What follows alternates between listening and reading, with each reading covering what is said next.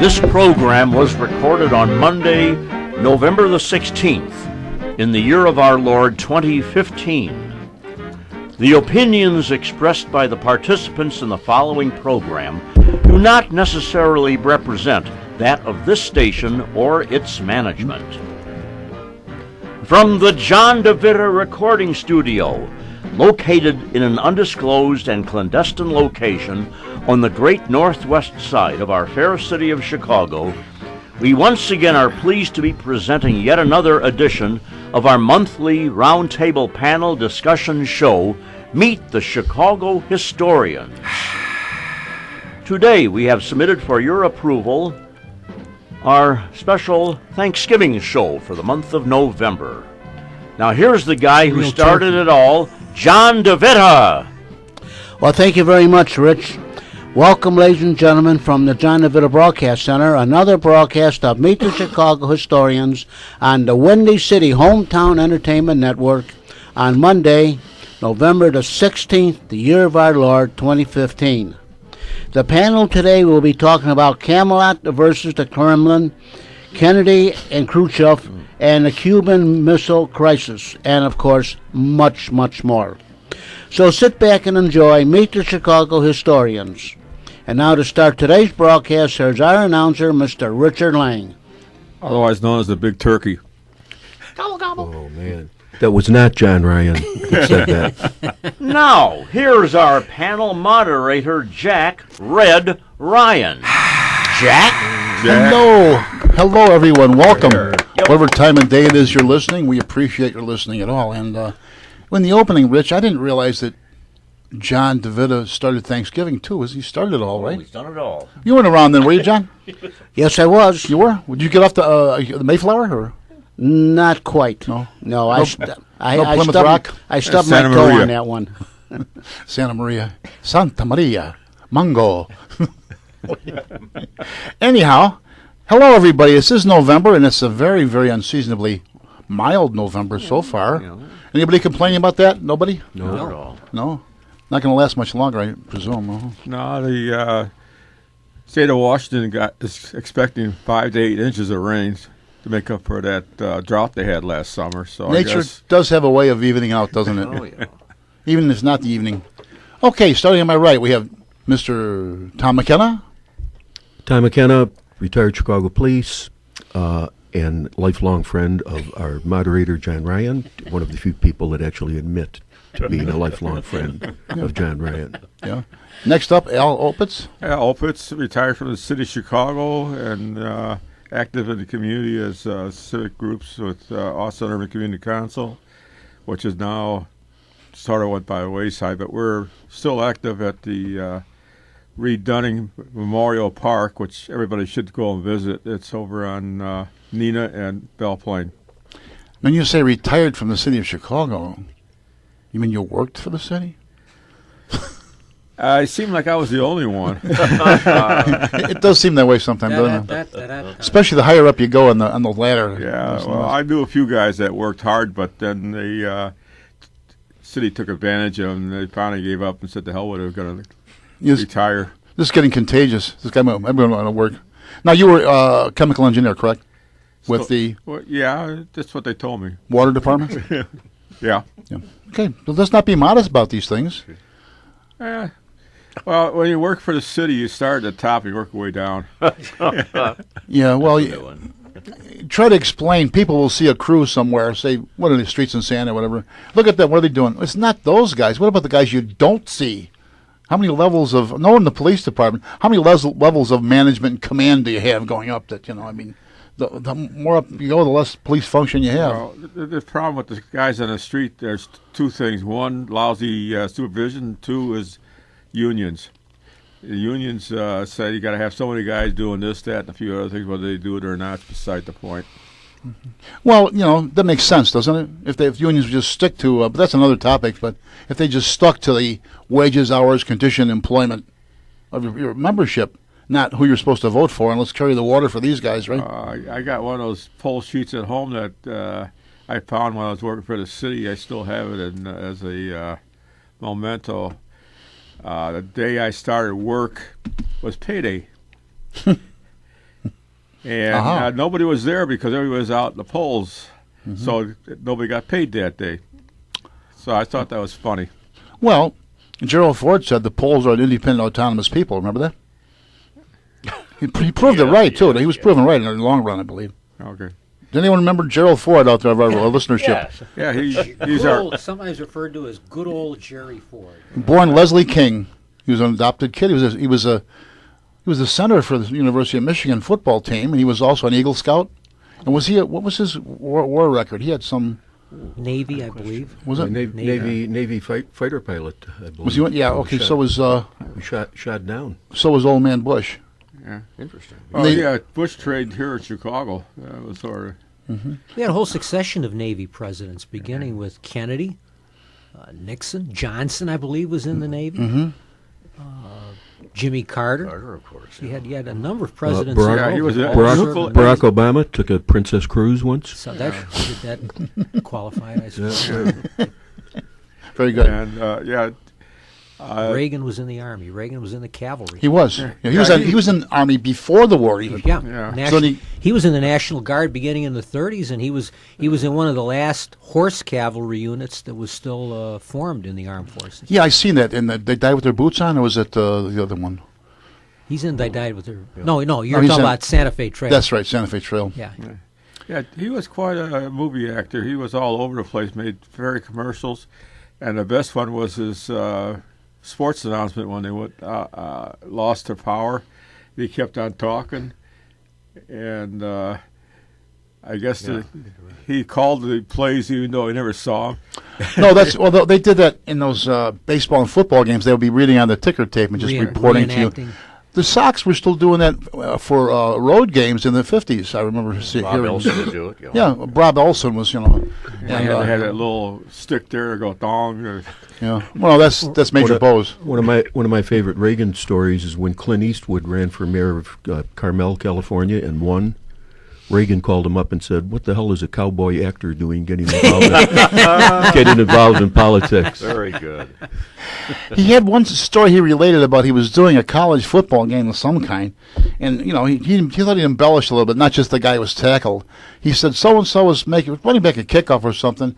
He's just about clearing. Out of nowhere came, and the guy who tackled him, he said that's what actually happened, but he didn't know that at the time, so... Actually, the Air Force claims Reagan because his unit was transferred into the Air Corps during the war, so he was technically part of the Army Air Force. Which unit is that? You mean was it movie unit? No, when after because he was in the National Guard, and then in the war itself, he went into the regular service, right. And he wound up in a unit. Although he was not a flyer, but he went into a unit that was considered part of the Army Air Forces at that point. Yeah, Air Force. So when I went to Dayton, Ohio, the Air Force claims him as thus far the only president that served in the Air Force. Wasn't he in the whatever unit it was that did produce the the training films and propaganda also? Yeah. Him and of course John Ford did work there, and John Huston. Don't forget the other trivia question is who's the only president that was never elected? Elected Gerald Ford? Yeah, Ford was never elected president or vice president. That's right. Who was the last Secretary of State to become President of the United States? Hillary Clinton. I hope you're not predicting the future. That's right. James Well, that's why I said it. Buchanan. Really? He had been? James Buchanan. Wow, that's a long time ago. And interestingly, he's generally credited to be one of the worst presidents in our nation's history. Well, that's up until recently. Yeah, they're reviewing his history, and they want to make sure he's at the bottom. Is he related to Pat Buchanan? Or Buck Buchanan? I rather doubt it. No? I rather doubt Buck it. Buchanan, who played for Kansas City Chiefs from Grambling, maybe? No? Next up, Rich Lang. I'm your announcer, Rich Lang. I've got a background in teaching modern American and European history, and more recently I've gotten involved with Chicago history, especially the history of our great northwest side of Chicago. I'm also involved in a group that recreates old-time radio shows. The Norwich, those were the days radio players. Do you have anything coming up in that area? Or? Early December 4th at Mathers on Higgins.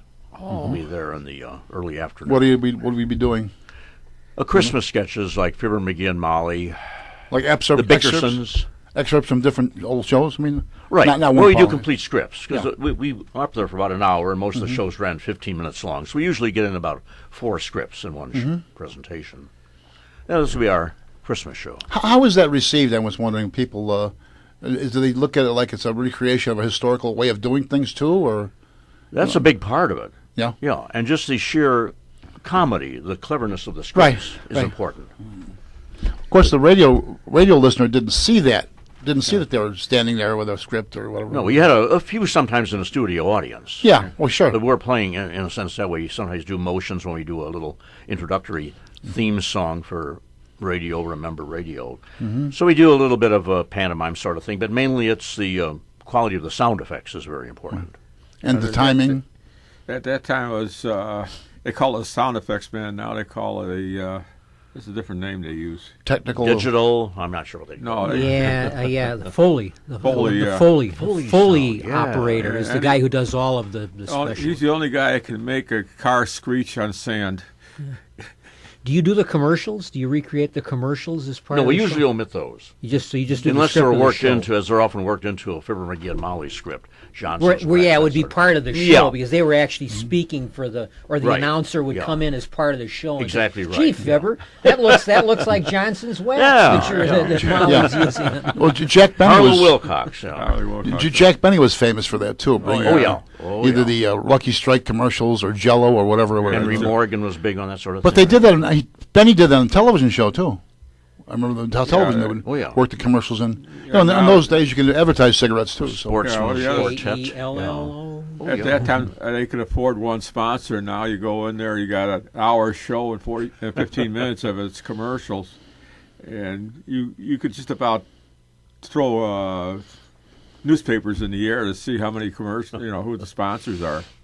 I'm not sure the logic behind that, but it's amazing how pervasive cigarette sponsors were on radio. Oh, God, yeah. I mean, you remember that in newspapers would be full of cigarette ads. Does anyone remember that when cable television first came out a long time ago? Yeah.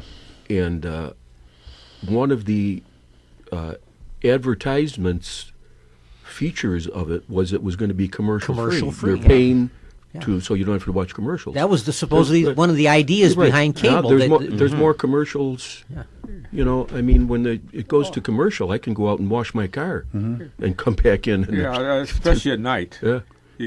You got 45 minutes of program and at least 15 minutes of commercial. It seems that way. Yeah. But they are commercial. 30-minute show is maybe 19 minutes of actual drama or comedy, and the rest of it is all commercials and promos for their upcoming shows. But they are commercial free. They don't charge you to see the commercials yet. So they haven't figured out a way. Yeah. Well, the other question is, how come it took Chicago so long to get cable TV? Politics. Yeah. Dragging their feet. Old Man Daly. Cutting it up. He wouldn't allow TV Cable? in Chicago. And also he had a problem with making movies in Chicago. I was going to say, That's for sure. Yeah. That picture, Gaily, I think it was made around 1968. They started right here in Chicago. They wound up leaving because there was too much interference. They finished up doing it in Milwaukee. That was semi-autobiographical by Ben Hecht.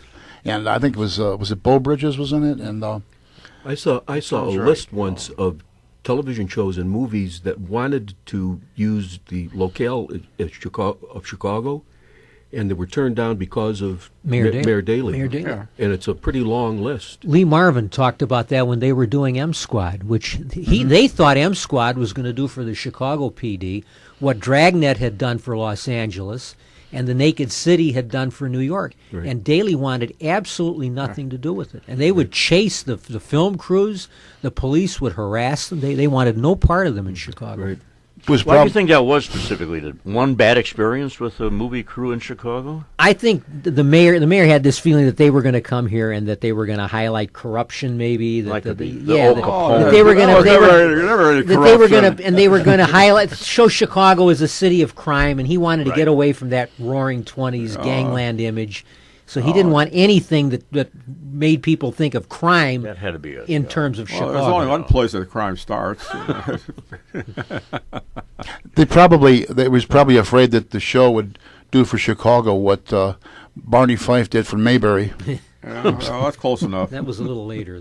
Well, remember too, even more recently, they had that Al Capone Chicago electronic show down off of Rush Street, and they shut that down. They wouldn't let that get off the ground.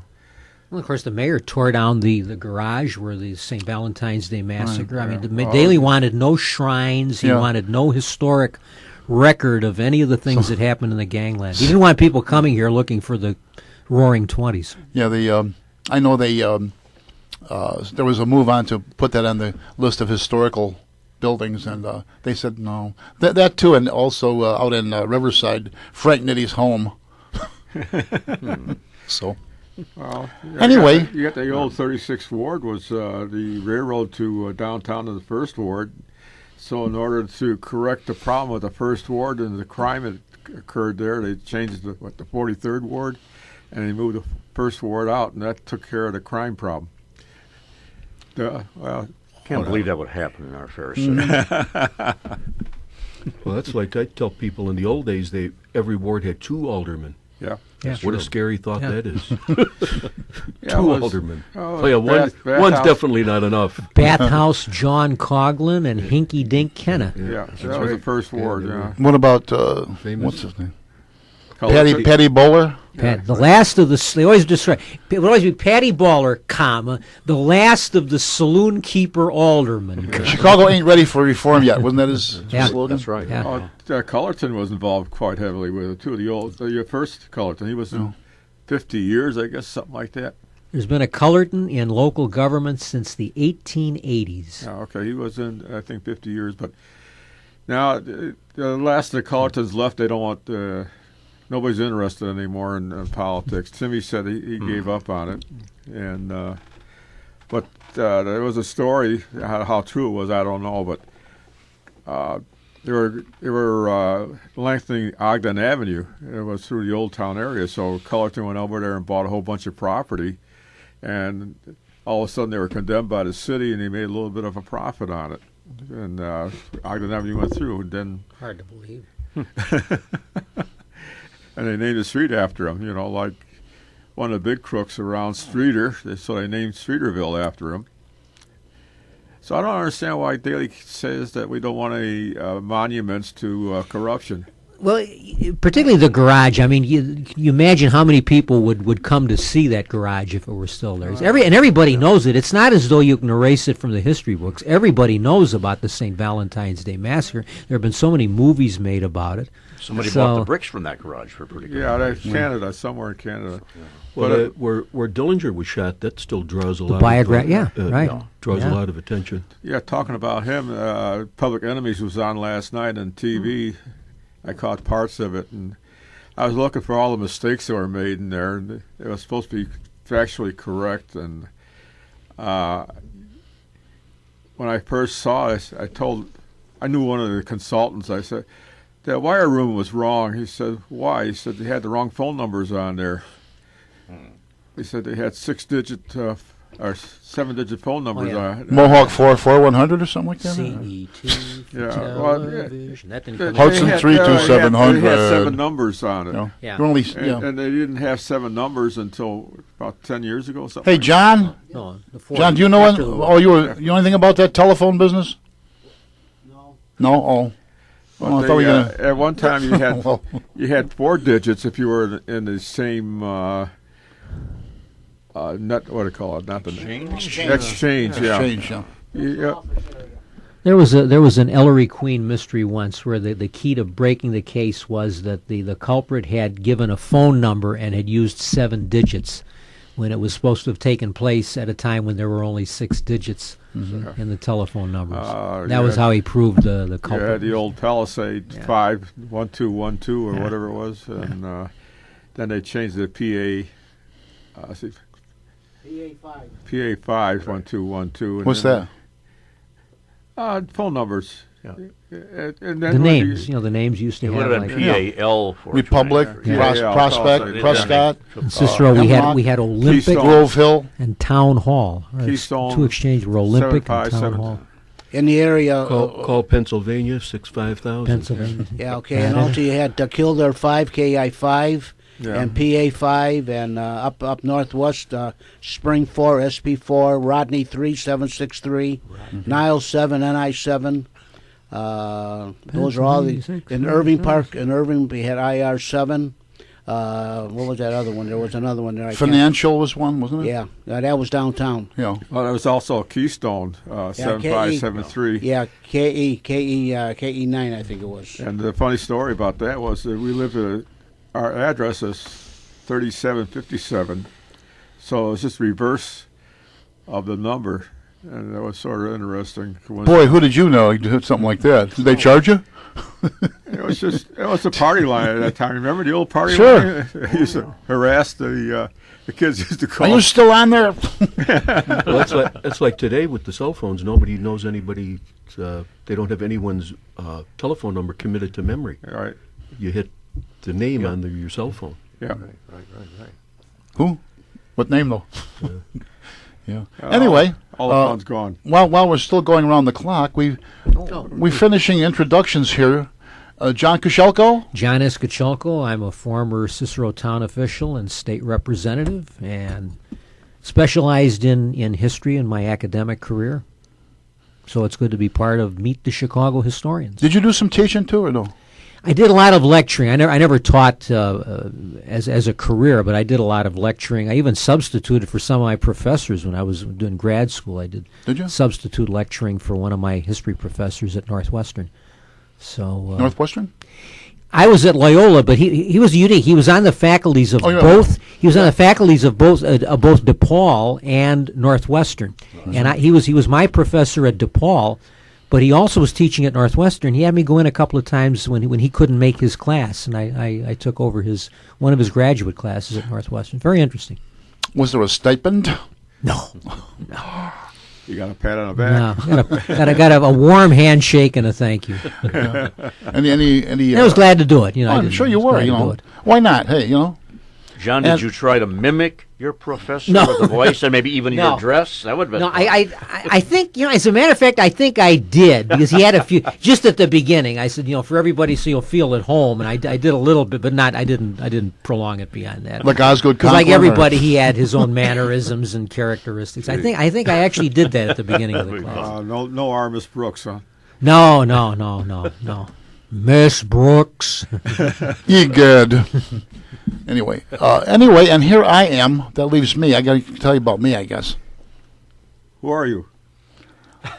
I'm not sure. I lost the bet, so I'm in this chair. And no, it's been a very interesting experience. We get down here once a month, and I think everybody enjoys it, and it beats a psychoanalyst or something like that, I suppose. When are you up for re-election? Yeah. I'm not sure. Are we on the off years or on years? Anyway, that brings us to a little bit of... we're going to get to a break shortly. I don't want to get involved with too much. But current events. How about in the city here? Anything good going on in the city or anything not good? Well, they're on high alert now because of Paris. I should say high alert. Al, I'm going to interrupt you there. ISIS has called off any shootings in the city of Chicago. They said that the citizens of Chicago are doing a good enough job shooting one another. This is true. So they no terror attacks. It's always funny when you live in a city and it's less hazardous than the war front. But anyways. No, they also were informed that there are strict gun control laws in Chicago, and naturally they would not want to violate the law. Right, exactly. Gun free. Yeah, that really cracks you up when you come to a theater or a store, something like that, no gun in here. Oh, well, gee, if I'm a stick-up guy, like didn't Claypool say that about the CTA property too? Nobody should be carrying on there, so I'm a stick-up, man. Let's go over there. You know what I say when I see those signs? I said, I noticed the sign in your front window. I said, can I carry my revolver in? It's an automatic. Yeah, they don't, because it's an automatic. It's an automatic, yeah. So they don't. People they don't get the point of that. Right. The problem comes in that a lot of gun trafficking comes in like from Indiana, from their downstate, and they have a law against it, but they don't have anybody enforcing it. No, not true. We've got enough of that. It's the illegal trade. I mean, do you think any of these gangbangers are buying this at a gun collector's show or at a sporting goods place? No, they get them from there indirectly. They do? Yeah. When you're stealing them? They've had records of people going down to some of these shows, buying half dozen or two weapons, coming over here and making a profit selling it to the gangbangers. That's going to happen. We know that. So they're legal but not legal. They're not legal once you sold it that way. Yeah. I wish I had the correct statistic, but I'm going to be pretty close. When Daley was state's attorney, the Chicago police, I believe the statistic is 27,000 gun arrests, 27,000 in his tenure. Of those, I think 14 people went to jail. So much for that. You can blame Daley for no gambling here in Chicago too, because he was on the Constitutional Convention when that went through, and rest of the state could have gambling, but Chicago could not. Now they're trying to get around that, so they have this Rivers Gambling Casino, which I went out there and I thought was boring. Seemed like I don't know. Just I've been to other casinos and they were a little more. I hate to use the word lively, but best word I could use for it. The thing is, Chicago does have casinos. They're just located in Indiana and Michigan. Yeah, good point. I mean, it's right across the border. Yeah. Or either that or a local bar. Yeah. Well, what about your these? Everyone in Cook County can have these gaming machines now, but Chicago. So on Harlem Avenue, where I am, East Bank, if you've got a restaurant, West Bank, if you're in Summit or if you're in Oak Park or wherever it might be. Video you can poker. Video poker, right, and that stuff. It's an interesting point because I go as a chaperone every now and then with the trips that the seniors take to the Four Winds Casino in Michigan. Right. And all the clocks are doubled. They have New York time, Eastern time, which is where Michigan is located, and they have a clock right alongside of it with Central Time, Chicago time, right, because they know where their clientele is coming from. Right. So the point, that's a very, very apt point about Chicago has casinos, they're just in other states. Yeah, and they're crying about it too because all our money's going to so. Well, I'll correct it. You cannot tax yourself into prosperity, is the old cliche, and so far they're going around to prove it. Well, yeah. And when there's a problem, what do? We raise the taxes more, so more people will flee, more businesses will. We just lost Nabisco. I wonder how many people that employed on the Southwest side there. Yeah. It was huge over the 71st and. They went to Mexico. Yeah. Well, you had Brock's Candy for a long time too. Now the building's still there, but not much else. They tore it down. Highlander Ice Cream. Yeah, it's gone. Campbell's is over there. Right. We just keep on going and going, I'm sure. I always wonder where they make Campbell's soup now because all the old Campbell factories are all torn down, not only in Chicago but other places too. What would Lassie do? I guess they import it from someplace or other. Yeah, the manual keeps bragging about how many businesses are moving downtown as opposed to elsewhere in the city. He doesn't tell you about the ones that are not moving downtown. Yeah, 10 smaller businesses moved out. Yeah. And that's where the employment is. Are we about ready, John? Front desk. Break time. Now for a brief intermission. You've been listening to Meet the Chicago Historians. Let's keep this up as long as we can. You got any preparation? A little bit about it. Yeah, I remember a little bit about it. You were living then, Al, in 63?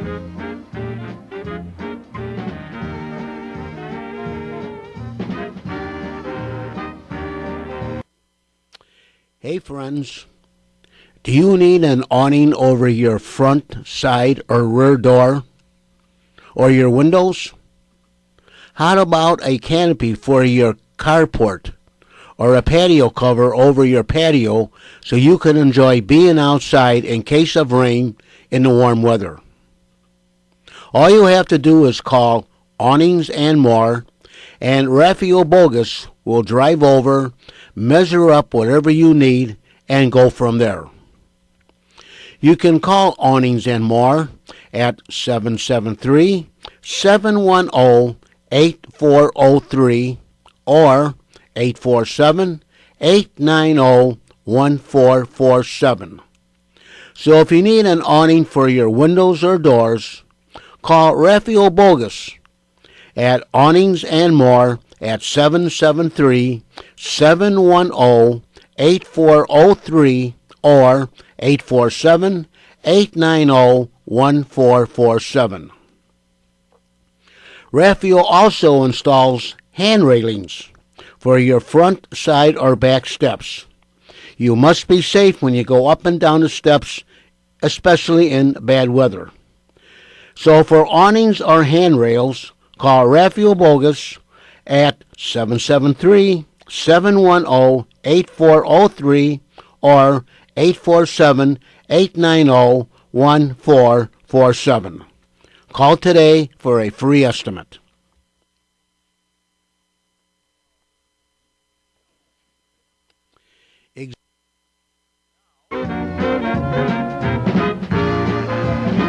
Now, back to our show.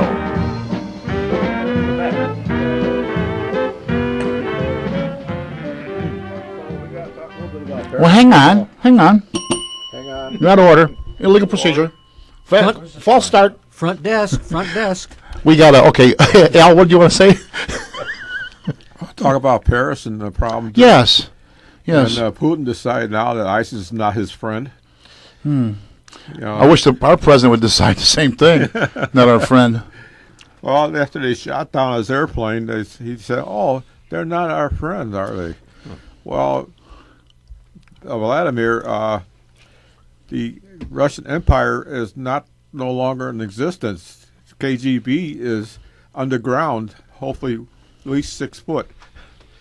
But Putin doesn't understand that. The day before the attack in Paris, President Obama was interviewed by that hard-hitting journalist George Stephanopoulos, and he told Stephanopoulos that ISIS was pretty much contained. Yeah, right. I just heard that again this morning. Pretty much contained. Yeah. Contained. Thanks to his hard-hitting and tough policy. They haven't left planet Earth yet. That's what he means by contained. Well, the other thing is they're the junior varsity.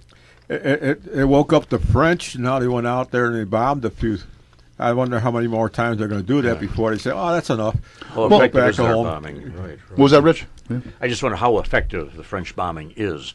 I hope it's more than a PR stunt. I hope they. Yeah, really that's the question that's hard to answer because it was 12 planes that went over and dropped about 24 bombs or something like that. And only 24 bombs. It was about 2 bombs a plane. Not much. It's better than no bombing.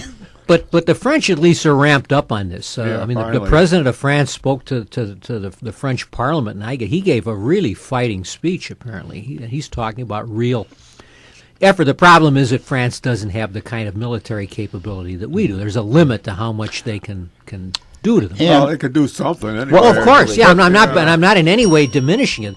They're going to do what they can, but they don't have the capability we do. What about, was the first thing you did? Close the borders. Close the borders. Get control here. What's going on? Either way, till we know who everybody is. And that's another issue they're bringing up about, we've got to bring all these refugees here. Well, who are these people you're bringing in? How many are, how easily get terrorists in there? How many came through, supposedly, in the summer of 2014 from the southern border, masquerading as someone from Guatemala or somewhere else like that? We don't know. It has now been confirmed that one of the 7 who died was one of these so-called migrants who came to Greece and got into Europe through Greece. I like when they ask these politicians, well, don't you think that we have a moral responsibility to allow these? We have a moral responsibility to protect our country and its citizens. Right. That's the moral responsibility. Well, Jordan had the right way of doing it. They went over and just bombed the shit out of them. Oh, bombed the hell out of them. That's what Trump said. And he said, well, there were some civilian casualties there. Well, they shouldn't have been there where the, Well, that argument was used, too, when ISIS first came from Syria into Iraq. And from the White House, they said they didn't want to take bombing positions out there because there would be too many civilian casualties. Well, there are no villages. They could have bombed every position, every supply line, every installation. But why aren't we doing this? Could it be that someone in the administration high up is overly sympathetic, shall we say? Hey, how about when they asked our president about the situation in France? Now, here's a group of Middle Eastern males yelling Allah Akbar and shooting people in cold blood. And our president said, well, he doesn't want to jump to any conclusions on who it actually did. No, that's right. I think there was a Future Farmers of America tour group in France. It was Irish boys from Canaryville. Yeah, right. I mean, are you kidding me? Well, if you notice, they scrupulously, they make no reference to them being Muslim. They make no reference to them being from the Middle East. They just refer to them, a Frenchman. This fellow was a Frenchman. They lead you to believe this is Maurice Chevalier that was one of the people doing, his name is Allah Ahmed, but they avoid any reference to Islam. In Ann Coulter's book, Adios America, which if you haven't read it, you should, she says that the media refuses to refer to a criminal as an illegal Mexican or illegal immigrant. The common phrase is a man. A man was arrested for sexual assault. A man was found guilty of rape. A man was. She said we should find out what that man, who that man is. Yeah, what he is. They absolutely refuse to say an illegal immigrant. Well, right. Chicago's what they call a safe city, so no matter sanctuary city. Yeah. What? Sanctuary. Whatever. Sanctuary. Yeah. Same difference, but yeah, it's definitely not safe. Well, it's a safe city for the crooks. But anyways, they even though they're arrested and they're illegal, they cannot report them to the feds as a illegal right. Well, policies like that go back a long ways. I know. When I was on the job, I used to tell people that, and they go, "Really? Since when?" Yeah, since it was either Byrne or Washington started stuff like that. If we came to a scene and there was some big disorderly stuff, and these guys were obviously illegals, just by the way they acted, we'd call. These guys would go to the lockup. They'd get them right out of the holding pen in the local court after they took care of these local stupid charges, and they'd be gone. But now they say, we can't send anybody, and now they didn't want you at all to even notify if you thought someone was illegal. You can't even ask them. Yeah. That was my question about when they said, well, when they're the path to citizenship, and they will learn how to speak English, and they will learn this, and they will learn that. Well, how are you going to find out if you can't even ask them? Yeah. How do you find out who they are? If the local law enforcement cannot ask someone, are you here legally? Where does it say in the Constitution that a city gets to choose which laws they get to abide by and which they don't? I must have missed that portion of the Constitution. Yeah. Right. I mean, I'll agree with you there because you can. Well, it's just like edicts from Obama. He said, "I'm going to go and close Obama or Gitmo." Yeah. Even though Congress says no. Now, where does this say in the Constitution that the president can override Congress? Well, he explained that. His press secretary explained. He said, we tried to get Congress to pass the laws, and they didn't do it, so we're just going to go ahead and do it ourselves. Well, apparently, I must have missed that part, where it says that if the president tries to get a law through Congress and they refuse, then he can. Once he tries and they say no, then he can just go out and do it himself. He said, "I have a phone and a pen." And a pen, yeah. So who needs Congress? Well, there's also you go to the Supreme Court and they say no, no, no, and the president says yes, yes, yes. So now what are you going to do? When do they ever say no, no, no to him? What I thought was great was in the aftermath of the attack in Paris. Obama raced to the camera. He was on. We didn't even have the details, and he was already in the press room. That's never stopped him from speaking on a subject that he knows nothing about. He said that these those involved. I don't know what he described. They will be brought to justice. Where he wants to take them to court. I mean, that's his response. The French president says this is an act of war, and we're going to be merciless in our response. And Obama wants to read them their rights and give them a defense attorney. I mean, that's his response. Well, the Guantanamo prisoners talking that way too about. They're going to be brought to justice. Well, Guantanamo is not in the United States, so they don't have any rights over there. I know they don't. But the fact is that if somebody wants to give them rights, where does it say in the Constitution you got the right to give them the rights?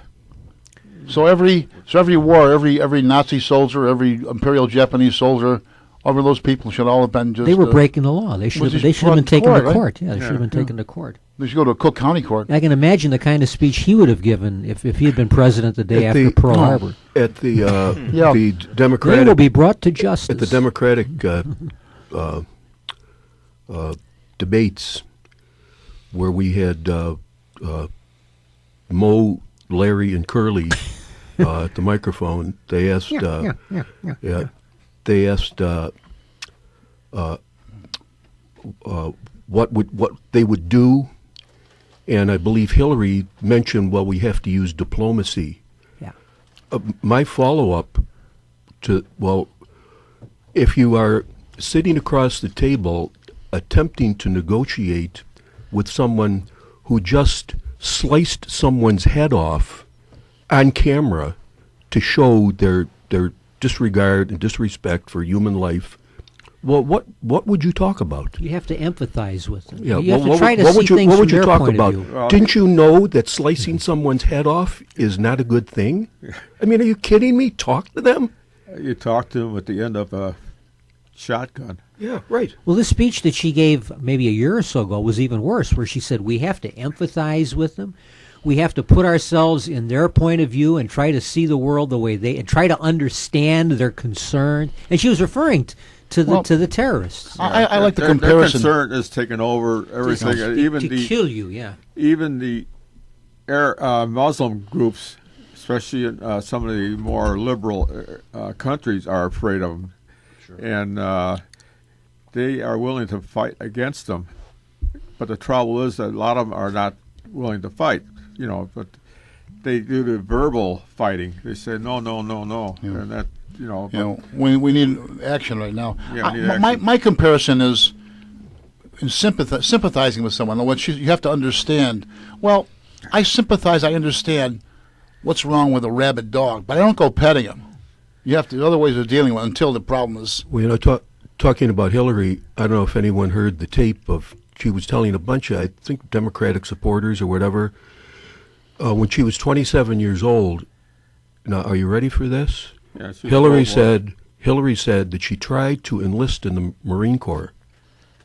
I'm not making this up. She was already an attorney. Yeah, right. Mm-hmm. And the Marine recruiter told her, you're 27.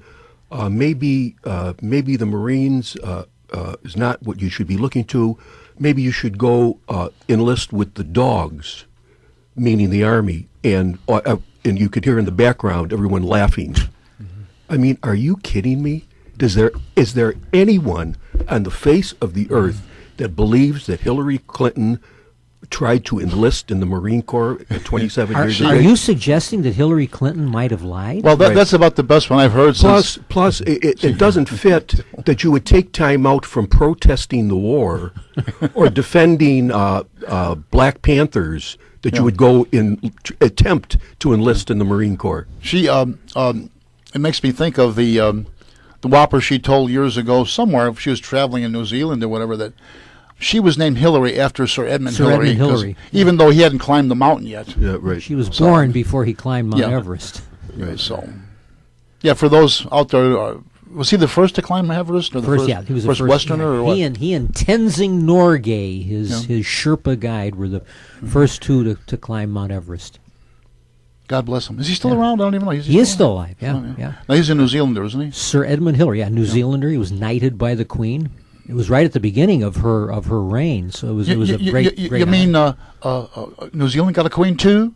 No. The Queen of New Zealand, Elizabeth II. Yeah. So Hillary went until about the age of 5 before she took the name Hillary because of this? Yeah, I guess so, yeah. Well, how about the time she said she was being attacked by a gang in her neighborhood, and she went inside, and her mother told her to go back out, and you have to learn how to fight your battles. She was born and raised in Park Ridge. Yeah. Who attacked her? The insane Park Ridge Nation? I mean, are you kidding? At the time she landed, it was in Afghanistan. She landed under enemy fire that nobody else seemed to remember. We were under fire. Who believes this crap? I mean, really. The only thing people remember is she used to be a Goldwater Republican. That's for sure. Yeah. And Why she changed? Well, that not that we miss her too much. She made a rather serious, I thought, remark that, of course, the mainstream media glosses over it all the time. I think it has something to do with late-term abortion and the different position that the different Christian faiths had on it. And very angrily, she said, well, the churches will just have to modernize and learn.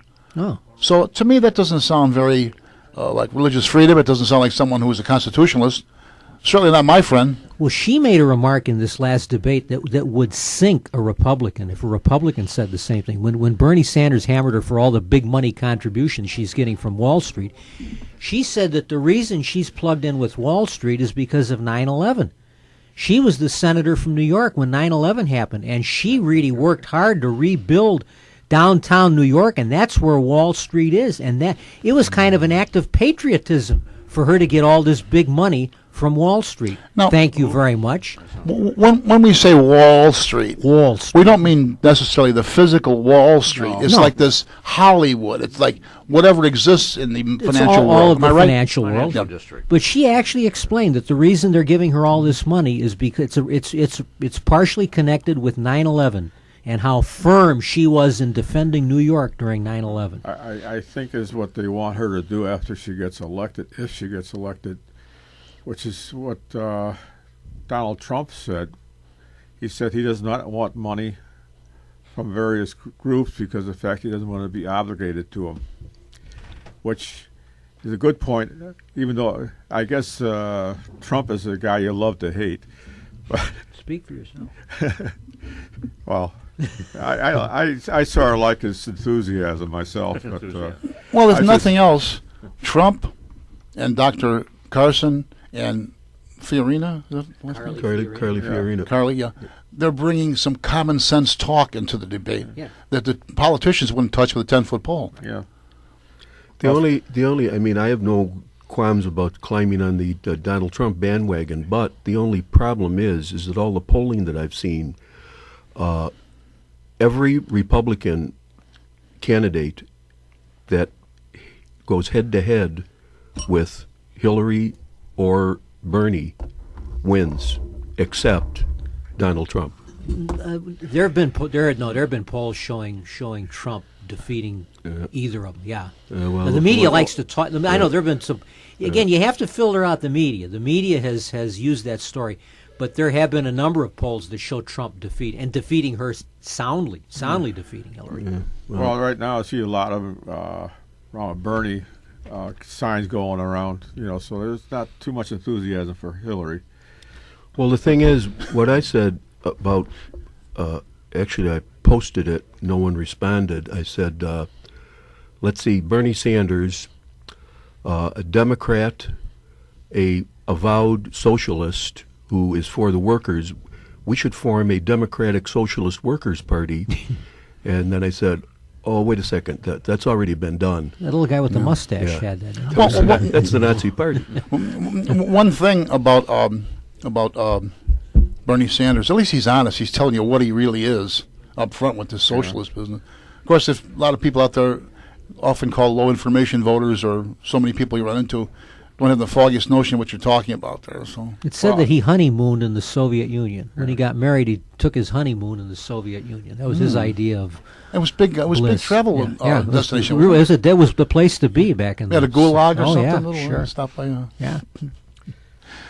But Okay. actually, the socialist parties, they were here in Chicago long before World War II. So they used to, one of the big ones. The Wobblies. Well, Eugene Debs was IWW? socialist leader. International Workers of the World. I wobbly. I won't work. Now, Rich Lang, historian. The Wobblies, IWW. Chicago. Do you know anything Not about? much, other than they were The International the Workers of IWW. the yeah, World. That was her nickname, sure. And they were headquartered where? Chicago, weren't they? Yeah, where I couldn't tell you, but in the city. Well, the other one's the Haymarket, so-called Haymarket Riot, which Those were anarchists. anarchists, which they had their points, and Mostly at the top of their... yeah, but it was not realistic at the best. But the fact was that now they want to name a park after one of the victims of the. Those were a bunch of German boys too, weren't they? primarily Spears and Spies. you know. Yeah, that was. Well, it's peculiar, but and you know when you look back now, of course, hindsight is always 20/20. A lot of the things you hear were sounded radical and they were ruffling your feathers. At one time, like saying they were even had to assemble for this, like a 40-hour work week, which we 8-hour day, right? no child labor. Yeah. Yeah, that's what one of the things that the Haymarket riot was about, was a 40-hour week and 8-hour day as such. And I don't know if it really instituted anything, but the fact was that it did start what they call May Day. So the Soviet Union used May Day all the time as one of their focal points. That's why we have a Labor Day, I believe, a separate day, isn't it? Right. I know people like Studs Terkeley used to march on May Day all the time or whatever. That was the social. I mean, it was more than even just a commune. All socialists all over the world, May Day became their day to march and parade. Yeah. Interesting. That was an international distress call too, wasn't it? May Day. May Day, May Day. Yes, it was. Well, SOS May Day is.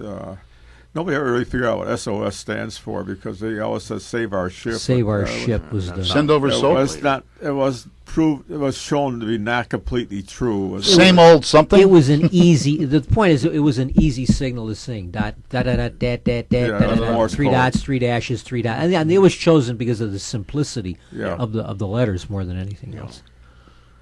Now, do they still use that? I understand that. No, not too many people know Morse code anymore. It's I understand it's no longer even taught a lot of places, and we had to learn in Boy Scouts. My brother, when he was in the Air Force in Vietnam, he was an airborne radio operator, and this is in the 60s, naturally, and they had to be fluent in Morse code, because that's how they sent, all the messages. We were on a cruise once on an Italian ship, the Costa Lines, and we went up into their radio room, and Morse code, they were transmitting in Morse code. And so my brother was listening to it, and I saw him listening to it, and I said, what are they saying? And he goes, I don't know, I can't figure it out. I said, I thought you were a big airborne radio operator. You knew Morse code fluently. He says, I do. I said, you don't know what they're saying? He says, it's in Italian. Good point. Right. I understand now. Anywhere, this is supposed to be what I heard somewhere. No matter where you go in the world, you could be flying Aer Lingus or Royal KLM Airlines into Moscow, but all the directions between the tower and the cockpit are done in American-style English. English, yes. English is the international language of aviation. Well, it's also true with computers, too. Because the United States in general developed computers, although they were not the only ones, but the standard language is almost all American. Commercial flying. Midway Airport, that used to be the sign at the entrance of the airport. Midway, welcome to Midway Airport, birthplace of modern aviation. Yeah. I mean, I remember the international... World's busiest airport. The terminal there was about twice the size of this room that we're in. Yeah. But that's where it all started. Well, it was fun to go to Midway to take an air flight out of there years ago when O'Hare was busy, because you can go in there and you could walk right up to the counter and everything else with no problem. Now, it's just as bad there as it is I remember here. being little, that was the Midway was west of where John and I grew up, and we used to go over there and watch the airplanes. And I remember when I was, 10, 12 years old even, I watched the planes take off and land, and I used to say to myself, I know I'll never be able to fly, in an airplane. And John and I took our first flight together, and we were 21 from Cleveland 21 to New York, 22, yeah. And then the back was a long one from New York to Chicago.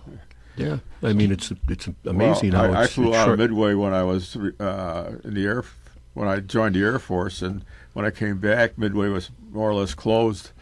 So and there was periods it's very, very. Do you remember the crash? When there was in the mid to late 50s?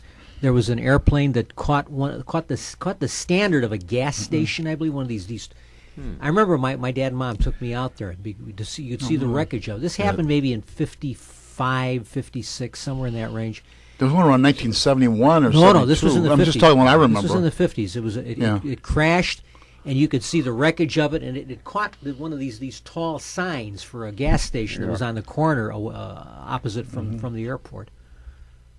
I remember I was in the Air Guard, and I walked into the old Douglas factory, airplane factory there, and they had a DC-3 wreckage brought together over there for examination. So it was quite a sight. Bad part about it is I didn't have my camera at the time, but that's the way it goes. But I remember when I was a kid, we used to drive out to O'Hare Field, park almost anywhere you wanted to, get into the international terminal, climb up in the deck. There was an observation deck at the time. It was right next to the control tower. The control tower door was wide open. You could walk right in there if you wanted to. And watch the airplanes. Well, look at the difference. Like Tom just referred to, there's November of 1968 when we first flew. We were both new on the job within our first year, maybe just about starting our second year. We were traveling with our off-duty weapons, snub nose. Nobody checked anything, whatever. No. Not that you have to worry about. I don't think you have to worry about cops traveling like that. In New York City, the same thing all around town.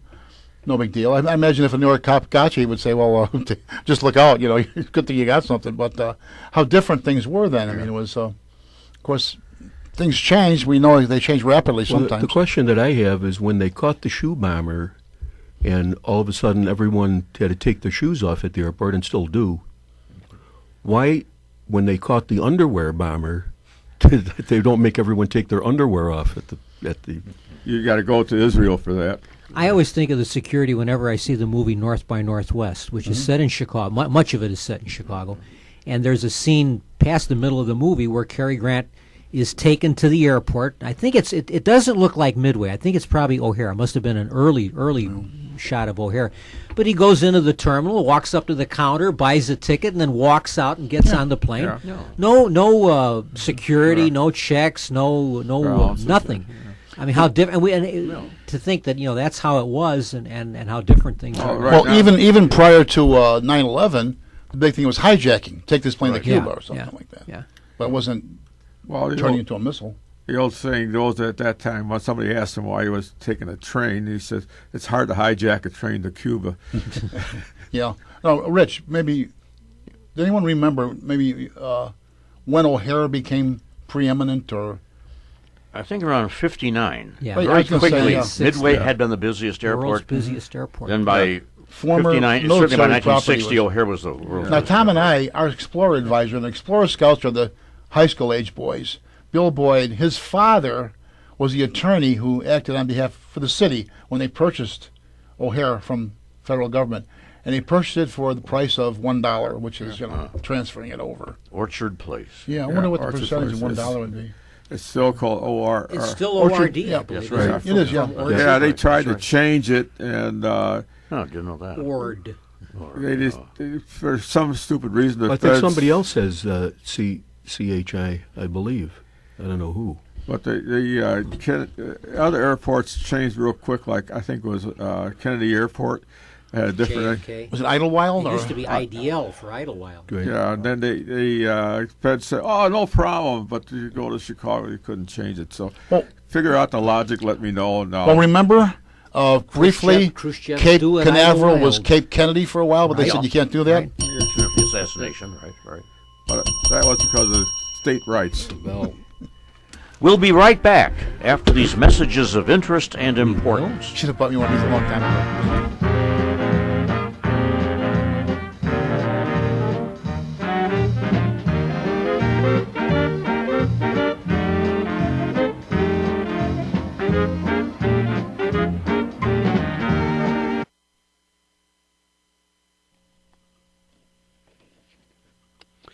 Exhibitors Carpet Service has changed their name to Carpet Warehouse at 4300 West Montrose Avenue in Chicago. Stop in at Carpet Warehouse at 4300 West Montrose Avenue, and the phone number is area code 773-283-0100 for a great deal on all your carpets. If you need carpeting in your living room, dining room, bedroom, den, or family room, or even your outdoor patio, stop in at Carpet Warehouse, located at 4300 West Montrose Avenue, or call 773-283-0100. So remember, friends, if you need a carpet in your living room, dining room, bedroom, den, or family room, or even your outdoor patio, the place to go is Carpet Warehouse at 4300 West Montrose Avenue, or call 773-283-0100. That's Carpet Warehouse, located at 4300 West Montrose Avenue, just east of the Kennedy Expressway on the north side of the street on Montrose.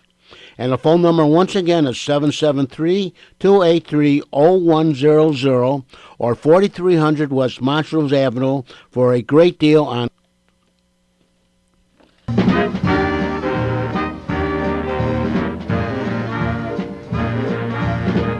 Now, back to our show.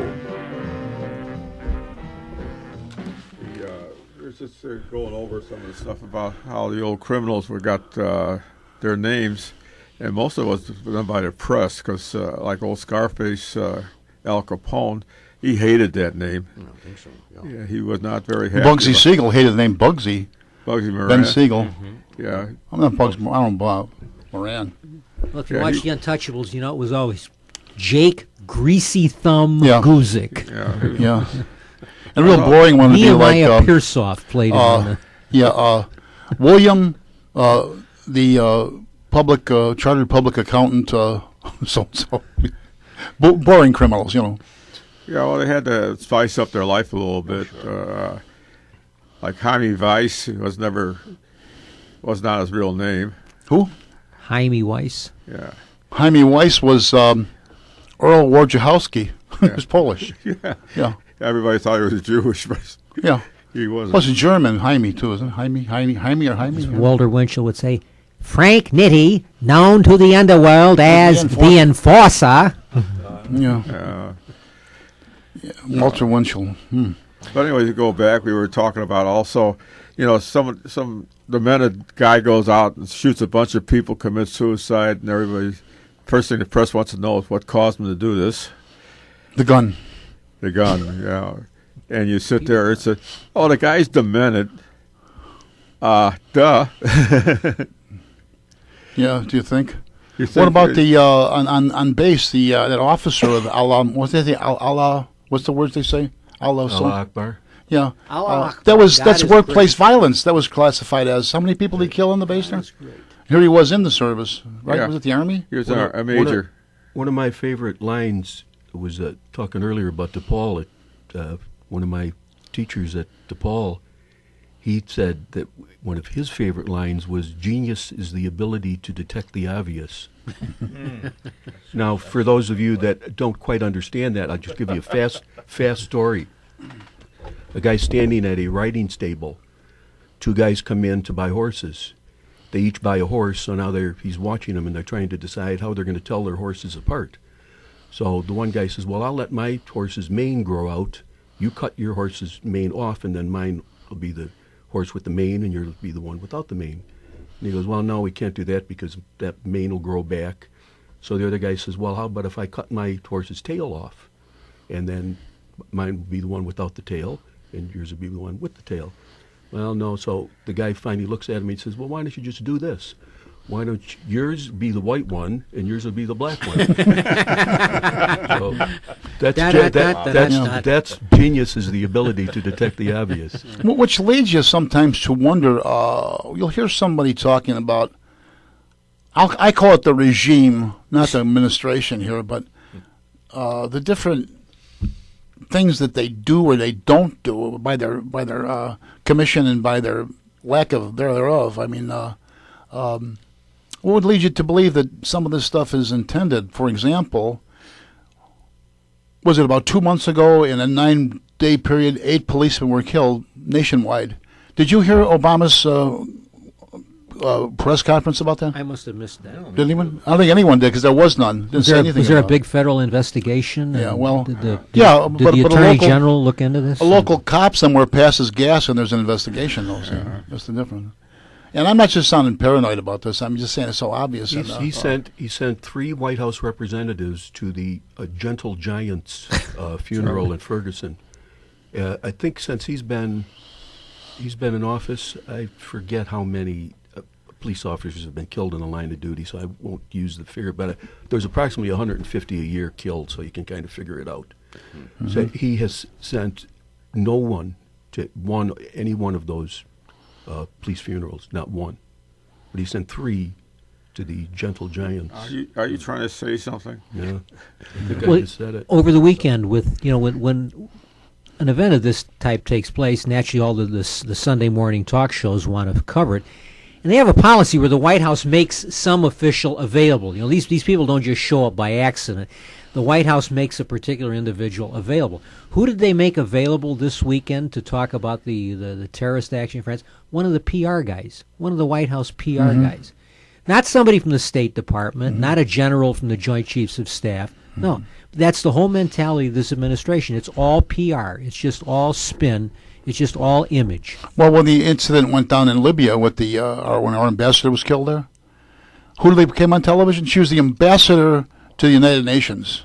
Now, to me, that'd be like putting in the Chicago Police Department sending the citywide coordinator of crossing guards down to committee hearings downstate. Talk about a major crime. She was the one that was sent out to all the outlets to tell the lie. To lie, yeah. To tell the lie about the video. Yeah. But then Hillary texts her, was it her daughter? That it was a terrorist act, had nothing to do with the video. Wow.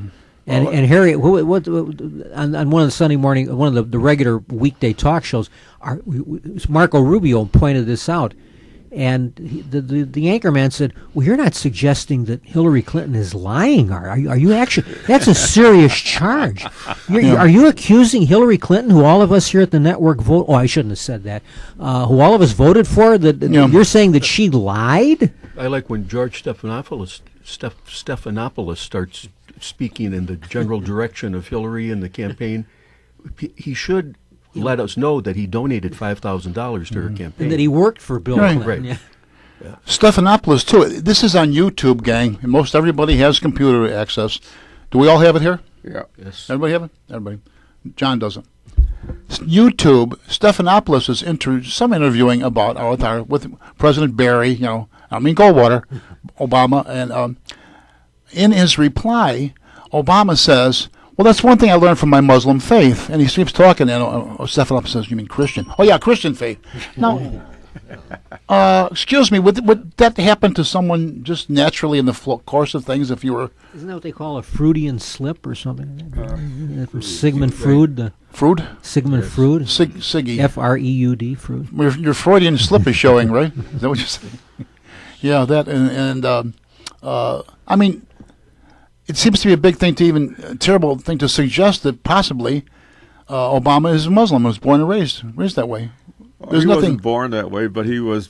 Well, no one's born that way per se. Yeah, he went through a Muslim school, and consequently, there must have, by association, you have to figure some of the faith has to run off on him, and how much it does is up to the individual. But, he has a lot of influence from the Muslim faith as such. What about that mentor he had? I can't think of his name. Davis was the last name.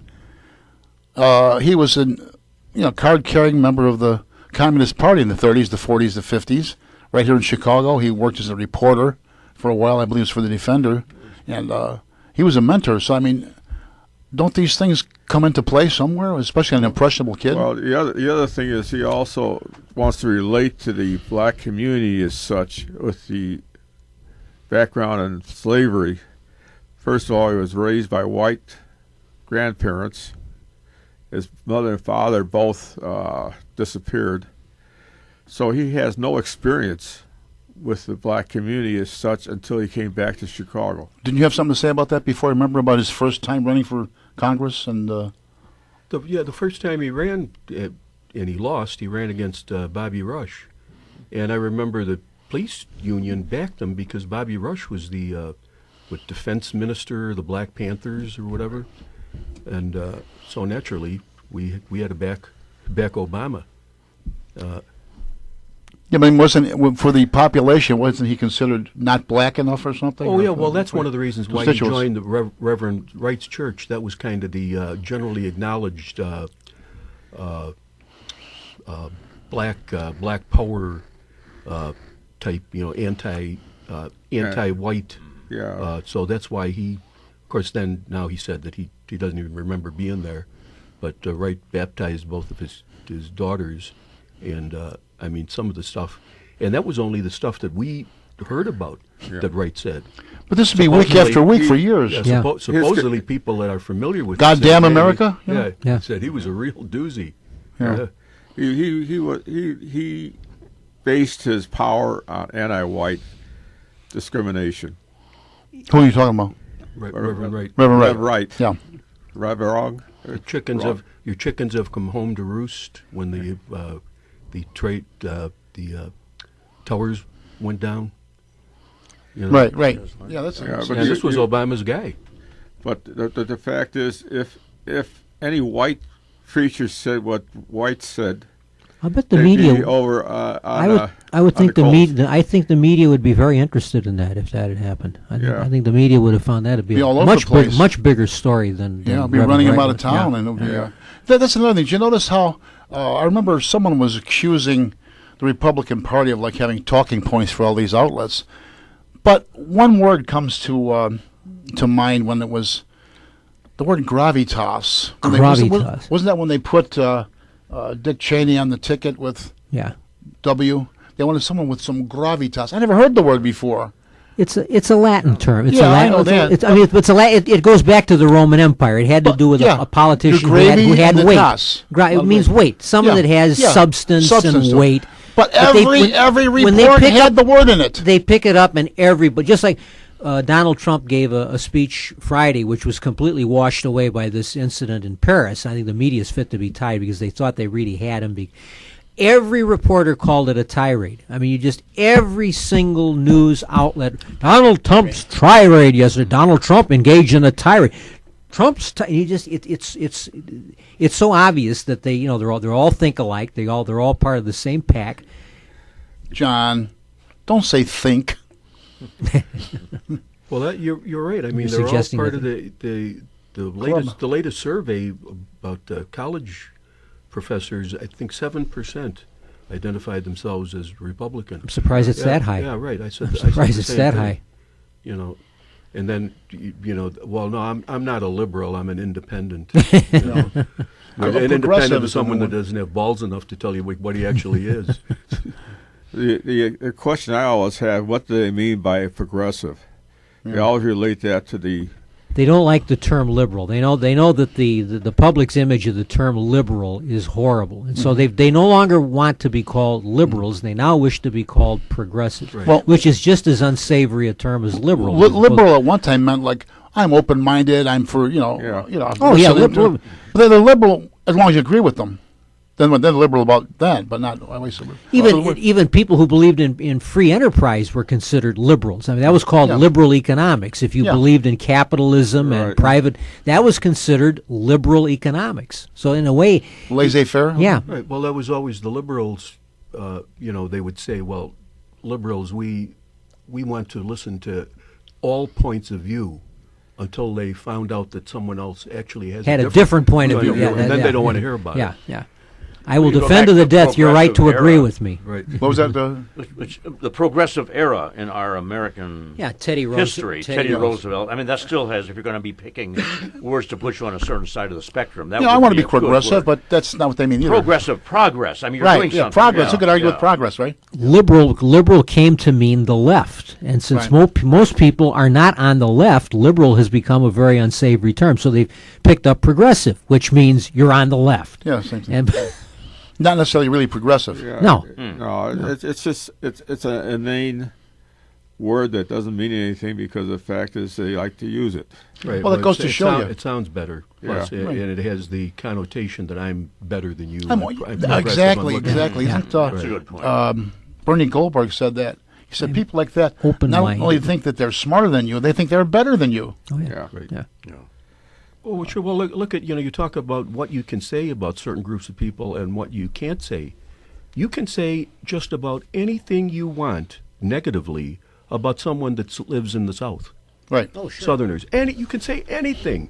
Hillbillies. Redneck. People who are religious. Yeah, right. Christians in general, Yeah, right. Catholics. Right. You can Police. say anything you want. Police. There's no protection, whatever. Nobody will accuse you of being in any way discriminatory or insulting a particular group. Black comedians, yeah, there was some fat cop in here eating a donut, ha, ha, ha. Couldn't be funnier. Yeah. Could you imagine if a police officer referred to an African American eating a certain type of food? They would be outraged. Was it happened? Something had an incident to happen to Roger Miller years ago. He was just accused of saying something on the stage, and they blackballed him for a while. And the same thing happened to what's his name, Kramer. He plays Kramer on the. Oh yeah. What's his name? Yeah. He had something like that too. But it's like there's not even any weighing the evidence. The accusation is there, and that's it.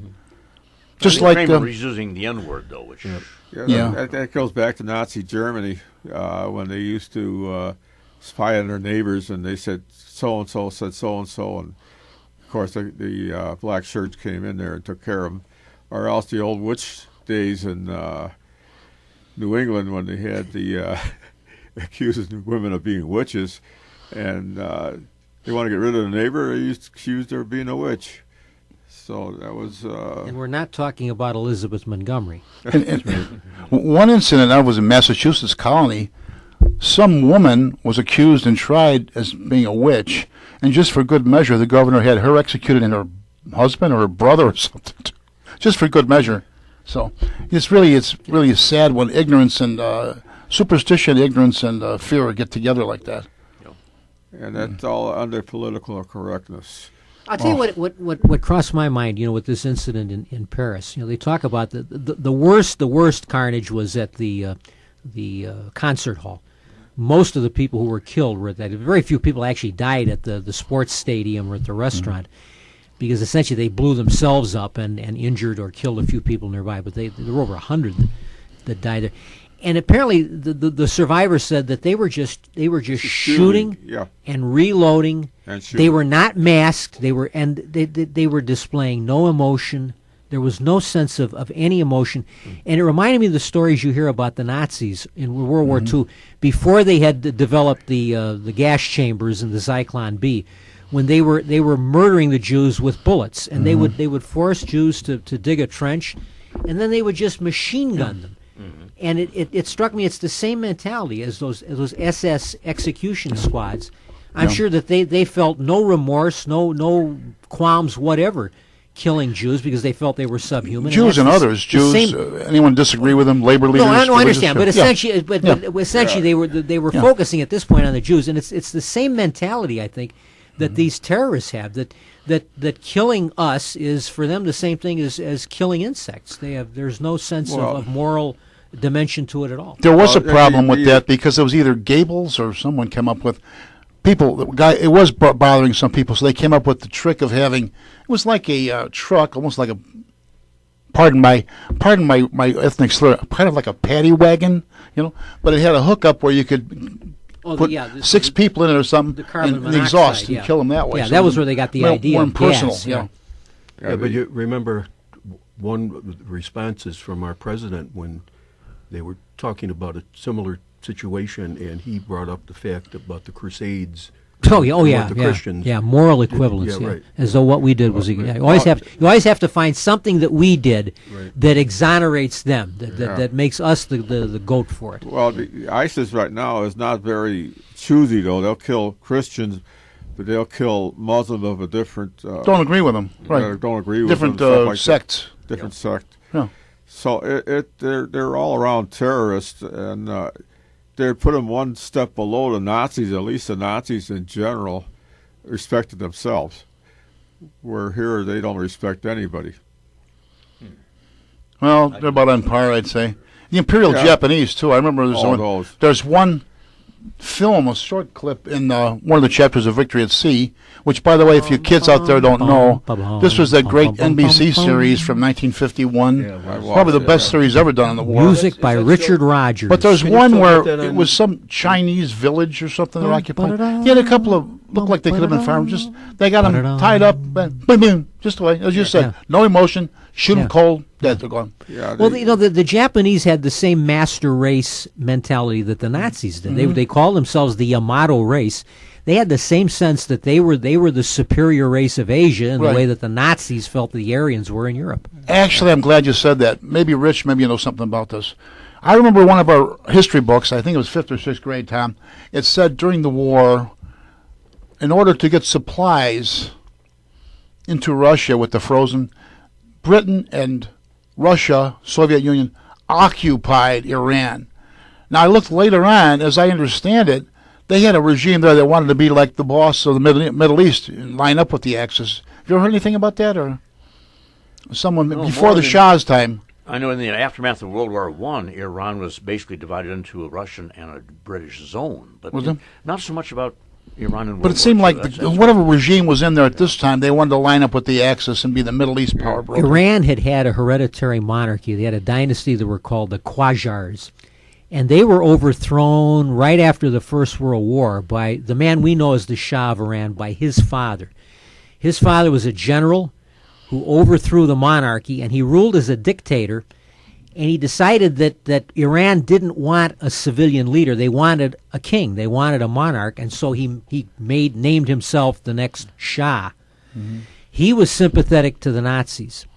And he was deposed jointly by the British and French during the war, with sort of a regency set up for his son. The man we know as the Shah of Iran was very young at the time. They wanted to preserve the monarchy, and so the British and Russians sort of carved the country in two, with him nominally as the Shah, but he was too young at that point to actually take over. And he was pretty young too. Didn't he pitch for the White Sox, Bob Shaw, World Series? Well, I remember him. Yeah, you got to remember he was a right-hander, I think. A lot of the problems that are in the Middle East now were caused by the British because they divided up the countries. No. The British didn't cause the problems I'm sorry, but the British didn't cause the problems in the Middle East. Well, they didn't help it any. Well, because they divided up the country. I thought it was George Bush that caused all the problems in the Middle East. That's what they said at the debate this past week. All caused by George Bush. Hillary couldn't help herself. She had to bring up Bush. Yeah, it was all Bush's fault. Yeah. But why not? Everybody else dumped on him. So, I mean, the president. The British divided up the countries not according to the tribal. All the powers of Europe. For the French were involved. The French had spheres of influence. The Germans would have given their right arm to have. They would have grabbed it if the British hadn't kept them out. Mm-hmm. So they made these. You're saying, Al, they made these artificially designed nation states with Stan on the end. Usually, Afghanistan, this Stan, that Stan. Well, yeah, they had a. Even Iraq was not really divided on strictly tribal lines, that sort of thing. That was some say it's an artificial country. Essentially, the European powers would divide up their territories, and they didn't always follow the local. The remnants of the Ottoman Empire. Right. Yeah. Which the Ottoman Empire was falling apart already at that time. Well, that's one of the things that I always, I found interesting, that when African countries were being run by foreign powers, that was terrible. And they could point out colonialism. Atrocities on top of atrocities. But then once they got their independence, the atrocities were worse than when the colonial powers had it. But there's no mention. Mm-hmm. So I guess if blacks are killing blacks, evidenced by Chicago, it's fine. Didn't Idi Amin get into cannibalism there too, or something? Yeah. But I think if you look around the world, most of the countries that were part of the British Empire have had pretty much a better record than the ones that were administered by other. India, one. Yeah, India. I mean, India, for all its failings, is a functioning representative government. They have multiple parties and they have elections. Well, if you ever look back at the Arab countries, they were quite progressive at one time. They were at the leaders because they developed the numeric system, stuff like that. You're going back pretty far, Al. Yeah. No, I'm talking about a long time ago. Oh, yeah, okay. You always wonder why, as progressive they were at the time, they all fell apart. Probably because the idea of an actual country in which the people are giving their consent to be governed was foreign to them. Look at anywhere you go, Middle East, Africa, South America. It's always a strongman dictator type in there, mostly. When do you ever really and truly have well, I hope we still have in our country. Yeah. Well, you take a look at the Roman Empire as such. The story I always heard that we're going to let the country be run by the politicians. We'll go, and the population will have sports and games and entertainment and everything else, and let them run. And consequently, the corruption went greater and greater, and finally, it just fell apart. So they said lead caused part of the problem because the hierarchy plates were made out of lead, and the jars that stored the wine. Yeah, were lead lined. And Superman could not see. That's through right. Them. That was the problem. He couldn't tell you if it was a Chardonnay or whatever. That's right. Yeah, there was a lot of stories of why the Roman Empire fell apart. Of course, books on top of books written about it. Yeah. We you got to look at our own country now. Whereas we were talking about Democrats and Republicans before, and I've been on the Republican side for a long time. But what happened last time? Just give us the Senate and so, and now they're right back to business as usual. And it's like Mitch, business as usual, McConnell, and it was John, get along, go along, Boehner. And how many areas where they had to stop, or like how many trillions were just tacked onto our debt? In 2010, they said, give us the House. So we could just get control of the House of Representatives. So in 2010, the Republicans got control of the House, and nothing happened. Yeah. And they said, well, we don't have the Senate. We Senate. can't do anything because we could just get control of the Senate. So in 2014, they got control of the United States Senate, both houses, and nothing has happened. And they say, well, we don't have the White House. I mean, we just get the White House. And I'll tell you, the danger is if they elect a Republican president next year and retain control of the House and Senate, the Democrats are still going to be able to filibuster. They're still going to have at least 40 seats in the Senate, and they will too. So now the Democrats, they just filibuster everything. There's just nothing we can do. We got to get 61 seats in the Senate, and then maybe we'll be able. Democrats don't operate like that. When they have power, they use it. We'll have Republicans don't seem one house, two houses of the Congress, the White House. What next? The outhouse? I mean, what do we need? That was true. With Obama took over. It was Obamacare, the first thing that came up, and it was essentially done without any debates. And the trouble with Obamacare, if it was so good, how come the Congress is not covered by Obamacare?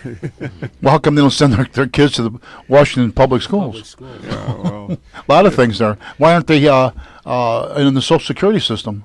Why aren't they covered? Yeah, no.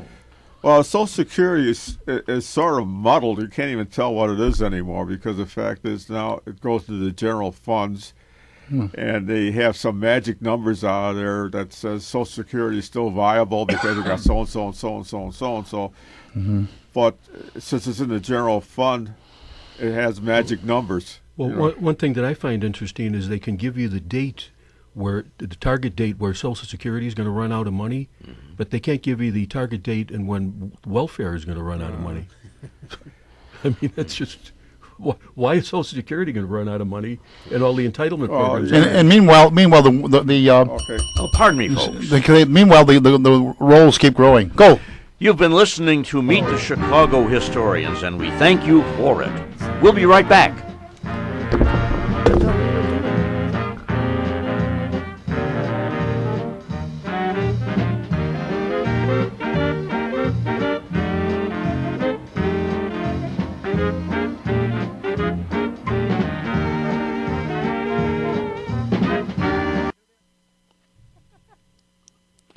Friends, are you looking for a place to have some printing done?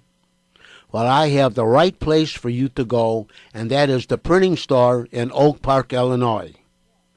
Call or see Phil Berry at 621 Madison Street in Oak Park, Illinois, or call 708-383-3638. Phil will sit down with you and help you plan whatever you need printed. Now, his products are brochures, booklets, business cards, catalogs, envelopes, letterheads, flyers, invitations, newsletters, notepads, menus, mailers, manuals, labels, posters, postcards, price lists, NCR forms, sell sheets, table tents, pocket folders, and presentation forms. And the services include 1 to 4 color offset printing, digital copying, high-speed copying, graphic designs, typesetting, laminating, foil stamping, die cutting, and imprinting. And he also has a complete bindery service, which includes booklets, cutting, scoring, folding, numbering, padding, and drilling. So once again, for all your printing needs, see or call Phil Berry at the printing store at 621 Madison Street in Oak Park, Illinois, or call 708-383-3638. And once again, they are located at Madison Street and Clarence Avenue, just east of Oak Park Avenue. And it's at 621 Madison Street in Oak Park, or call 708-383-3638 and ask to speak to.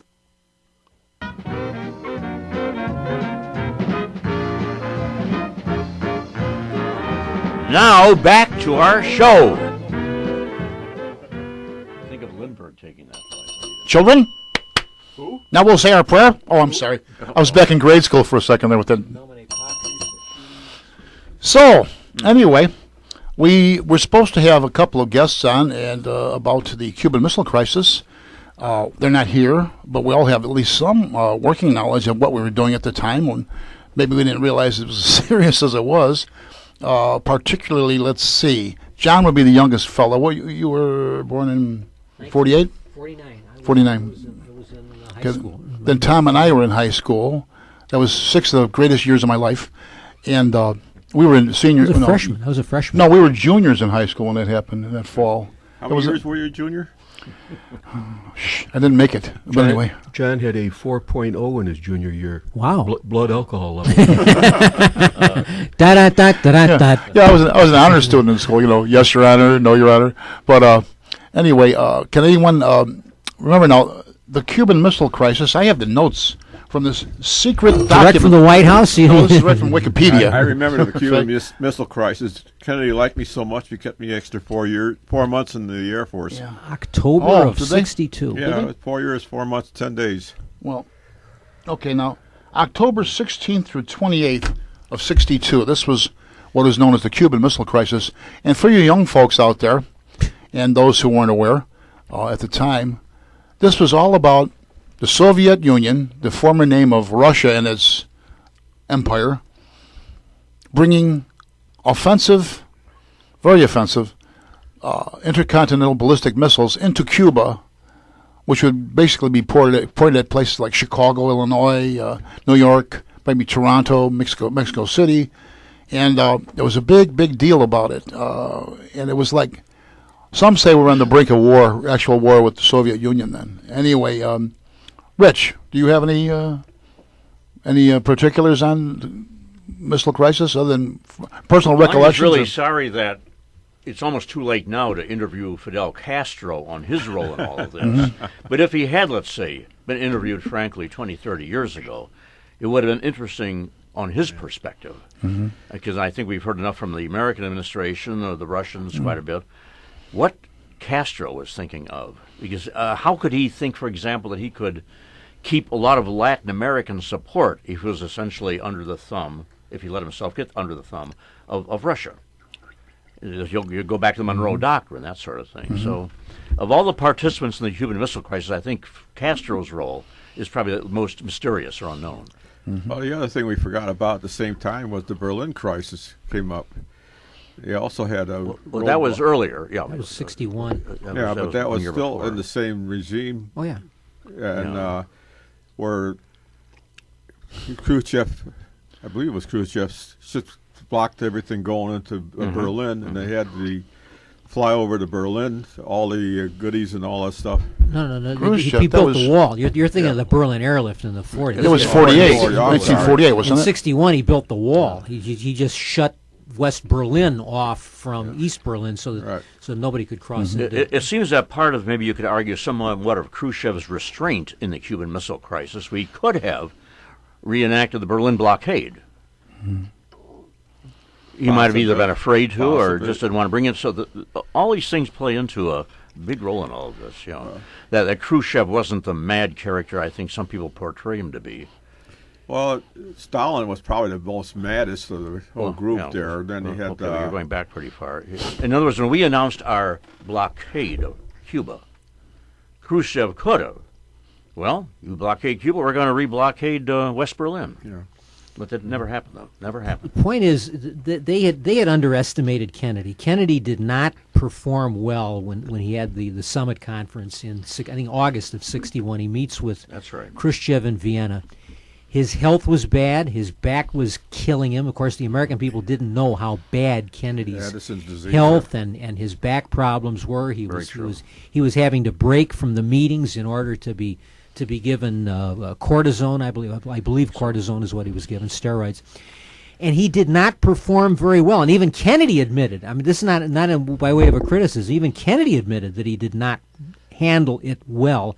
And it led Khrushchev to believe that Kennedy was indeed in over his head, that he was a young, remember, John Kennedy was a kid compared to Nikita Khrushchev. He was a man in his 40s, and Khrushchev's a man in his middle to late 60s.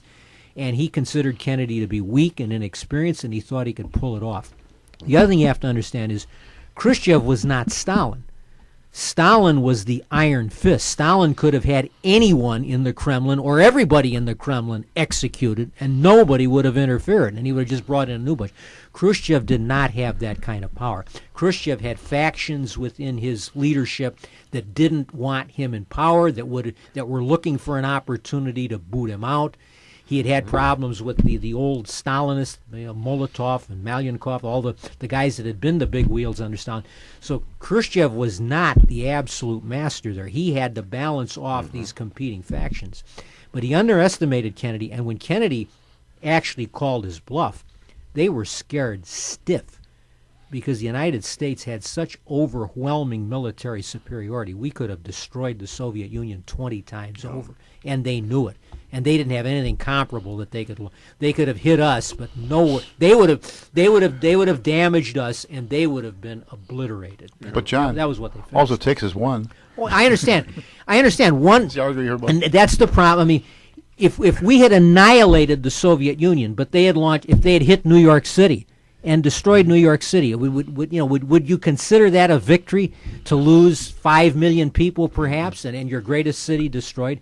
That was the problem we faced. I mean, what sustenance would it give us to know that the entire Soviet Union had been reduced to ashes? Is it where that term "MAD" came from? Mutually assured destruction. But at that point, the myth during the Cold, the thinking during the Cold War was that we would both be destroyed. In '62, it wouldn't have been that way. They would have been destroyed.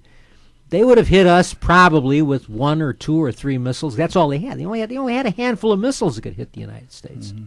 He was, when he had remember he came here and was in 1960 or 61 and did the big tour? Yeah, he wanted to go to Disneyland. Yeah. The kitchen debate with Nixon. I did a little cartoon thing about that. It shows the Soviet submarine. It comes to shore. They send the guy in. He comes in with the package, and they send him. Mission accomplished. It's Musketeers, for Khrushchev. But he went to that farm. Somebody they knew about corn out there. Yeah, he was. And it's ironic too that in the 1960 election, of course, a couple of years before the Cuban Missile Crisis, the big missile gap campaign where Nixon was, Kennedy was basically saying we must. He warned that the Russians were already superior to us in many ways in missile power. Whether it was there or not, well, it was not true. They got into space first, but then how many cosmonauts didn't quite make it? Everybody had how many lost? Right. Well, it was just the victory of the first one. It was a '57 when Sputnik came up. Sputnik and Mutnik. And they had dogs up there and all kinds of Yuri stuff. Gagarin then, And then they had a few monkeys up there. I don't know who they were. Just for a point of fact that you probably didn't know, Hillary Clinton was the first woman to walk on the moon. Oh, my God. I'm just throwing that she out. even invented the moonwalk. I think the moon was named after her, No wasn't pictures it? of her? Wow. Very good, very good. But also it reminds me when Rich, when you said that about being here around the election, 1960. He would always go through interpreters that he couldn't even understand the English. And so one of the reporters asked him, who would he endorse, Kennedy or Nixon? He laughed before he got the interpreter. No, I missed Yeah, that. so you That's knew. interesting. Just Yeah. like Stevenson, too. Adlai Stevenson, folks, former governor of New York. I'm sorry, No. governor of Illinois. Please. A man from Libertyville. Right. Man from Libertyville.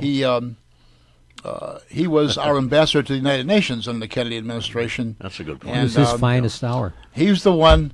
They were there. He said, "Someone will stay here till hell freezes over if we have to." Yeah. Don't wait for the translation. Yeah, that's the one. Answer Yeah. yes or no. Yeah. I am not in the dock of an American courtroom, and I will give you your answer in Yeah. due.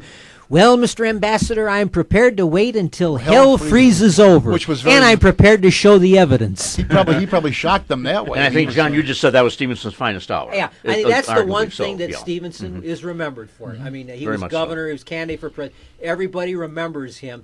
He suddenly, Adlai Stevenson, who had this reputation of being this kind of effete intellectual, became this tough guy. I mean, facing down the Russians, Kind of a and nerdy telling wuss. them off. You know, One of my favorite, Adlai Stevenson, he was giving a speech. It was outdoors at Northwestern. I forget what it was for, and he unfolded his speech. And right as he unfolded it, a gust of wind came and blew about half of it away. And he's looking, and I mean, it was way too far to salvage. And he goes, "Well, I guess that's a break for you." Another one was. Interesting man. Oh yeah, he was the confirmation hearings when he was appointed. Kennedy administration wanted him to be, as I said, ambassador to the United Nations, and he went through a couple of questions. And one of the congressmen or senator, I don't know who it was, says, "Well, let's see, Mr. Stevenson, you're appointed to this. Another one of your law partners is appointed to that, and the third one is appointed to whatever it was position." He says, "That pretty much does it for your law firm, doesn't it?" He says, "Senator, I regret that I have but one law firm to give for my country," which was really very, very witty. And he was a very, shall we say, mild-mannered intellectual type. And I remember Harry Truman's his quote was when he met Stevenson. His quote was, "He's not much different than a regular sissy." Harry did speak his mind, didn't he? Yeah, Truman was the one that told him at the they were at the but Harry's the one that got him the Conrad- nomination. the Conrad Hilton in some suite for whatever it was, and Adlai said to Truman, "I can't understand why, I'm losing in the polls, and I lost before." And Truman happened to be looking out the window, and he said, "You see that guy waiting for the bus down there?" He says, "That's the guy you got to get to be president, and you're not getting to him." That's right. And he always had Eleanor Roosevelt's support. through the Eleanor 50s, Roosevelt spoke for him at the 1960 convention. In fact, I mean, there had always been bad blood between the Roosevelts and the Kennedys. I mean, going back to FDR and old Joe Kennedy. And Eleanor Roosevelt came out to Los Angeles and spoke on behalf of Adlai Stevenson. So Stevenson used sex appeal, huh? Who would have thought? Yeah. Truman has a real interesting history too. He came out of a corrupt regime and sort of tromped on him after he got to be president. Senator from Pendergast. But in fairness, I mean, Harry. There's no indication that Harry ever did or that took a dishonest dollar or did anything. I mean, he was part of a corrupt political organization. But all the evidence is that he was personally honest and never did anything, and was never expected or pressured to do anything that was not above board. I was at the Truman House in Independence, Missouri, and Truman never owned a house. No. He lived in his His mother-in-law's mother-in-law's house. And I will say he was cheap, but they said they found every peanut butter jar and jelly jar in the basement. He saved them all. And he had a linoleum kitchen, and he showed where all the tacks were that he tacked it down to when they started wearing out. So It's also true that Bess's mother, Harry's mother-in-law, thought that her daughter had married beneath her, Right. and she continued to believe that when he was president of the United States. She still thought Harry wasn't good enough for her daughter Bess. He was the haberdasher. Right. Interesting, which is a men's clothier, isn't that what that haberdasher? Hat shop. Yeah. he was in yeah. World War I as in an artillery, I believe. He was Battery a D. yeah. Battery D. Lieutenant. It exists today in the armed forces, and it is called the Truman Battery in the U.S. Army. Called the Truman Battery. Was that anything to do with Truman Capote? Nope. No. What we were just saying before about corruption. He was corrupt. No, he was not corrupt. Well, no, let me finish what I was saying. Where can you go where there isn't some corruption of some kind? I mean, Particularly in the 1920s, you know. I mean, anywhere. I was talking to a friend of mine, and Hillary Clinton. What's wrong? Yeah, with that's right. Scrupulously honest. talking about Never whatever it dreamed was of with alliance with some other country, and my friend Fred said, "Well, they're supposed to be corrupt." They said, "Well, how are you going to avoid? There's corruption everywhere." It's one form. So the thing is, how is it tolerated? Is it just looked upon as a regular, way of doing things? Is there any hope to correct what's going on? But just because the corruption is there, that's like saying we can't align with any despots or dictators. Well, everybody in the Middle East except in Israel has a dictator. Who? Well, you don't sense much corruption in Great Britain, for example. I'm sure they have it. Oh, yeah. But it's not known for that. The story goes out years ago when they were doing a lot of contract work over in the Arabian countries. They come out with an edict that said no more bribes. Well, all of a sudden, every other country got a lot of business, and the United States business went down too because they couldn't bribe anymore. My dad was born and raised just a short distance from where Harry Truman was born. Harry Truman was born in a little town called Lamar, Kansas, which is all the way across the state of Lamar, Missouri. Excuse me, Lamar, Missouri. Show me. It's all the way across the state of Missouri on the Kansas line, directly across from where we associate him with Independence and Kansas City, of course. Kansas City, Missouri, on the Mississippi River boundary. But the thing that I give Truman credit for was Missouri, isn't it? Missouri River? Missouri. No, it's on the Mississippi River. Is it? We're talking about the Mississippi. Yeah. Because you go across the river, you're into Kansas, right? Yeah. No, that's where he was born. He was born in Lamar, Missouri, which is on the Missouri-Kansas boundary. But he grew up in Kansas City. Mm-hmm. Kansas City. Missouri. Yeah. KC Mo. Yeah. KC, Kansas, that's like a suburb of Kansas City, Missouri anyway. But anyway, go ahead. But no, the point I want to make is when Tom Pendergast, the political boss that had given him his start, died, I think Harry was either in the Senate or he was vice president. I don't think it was when he was president of the United States. He went to the funeral, and all of his friends and advisors told him don't go because Pendergast was a convicted criminal. He was the corrupt political boss of Kansas City. And Truman said, I wouldn't have had a political career if it wasn't for Tom Pendergast. It would be unworthy of me not to go to his funeral. And in spite of all the advice of all of his advisors, he went to the funeral. Yeah, he still got. He got criticism for it, but he felt that he had an obligation to the man that had given him his start in politics. Sounds like Truman. Truman was a very interesting person. They claimed there was only 3 presidents that didn't have an extramarital affair. Truman was one of them. Nixon was one, and Carter and Hillary Clinton. Buchanan was never married. Who keeps track of these things? And Carter. This is what they say. Yeah. Who knows how much truth is in there? But that's not believe Calvin Coolidge doing much. What about George Bush? Either of the Bushes. President Dewey. You're probably right. I don't know. I'm just saying what the claim is. The image they. Yeah. Remember, there was an accusation on George H.W. that came out in some book or something, and some brain surgeon, a young reporter, it was some event where they were welcoming an ambassador or whatever it is, and to Rose. The first thing she wants to know is ask about that. I mean, there's a time and place for everything, but you shouldn't be at this reception, Well, that's like Hillary Clinton. She made a statement about, because the champion of women, that if a woman makes an allegation of sexual harassment, that she should be believed. Oh yeah. So then someone came up with the list of all of the alleged people that her husband abused, and they said at one of these debates it would be interesting if they asked Hillary, should all of these people that alleged a sexual abuse by her husband be believed? See what her Did they ask her that? to No. that? No. Well, she was of in course charge. not. She was supposedly in charge of discrediting all of them back in the first in '92 in the first Clinton campaign. That was one of her assignments, was to discredit anybody that came forward and made any accusations against Bill. There was several presidents out there that, before Roosevelt, I guess it was not uncommon for a lot of extramarital affairs. but after Roosevelt has a secretary or driver, whatever it was. Was it male or female? That's Eisenhower.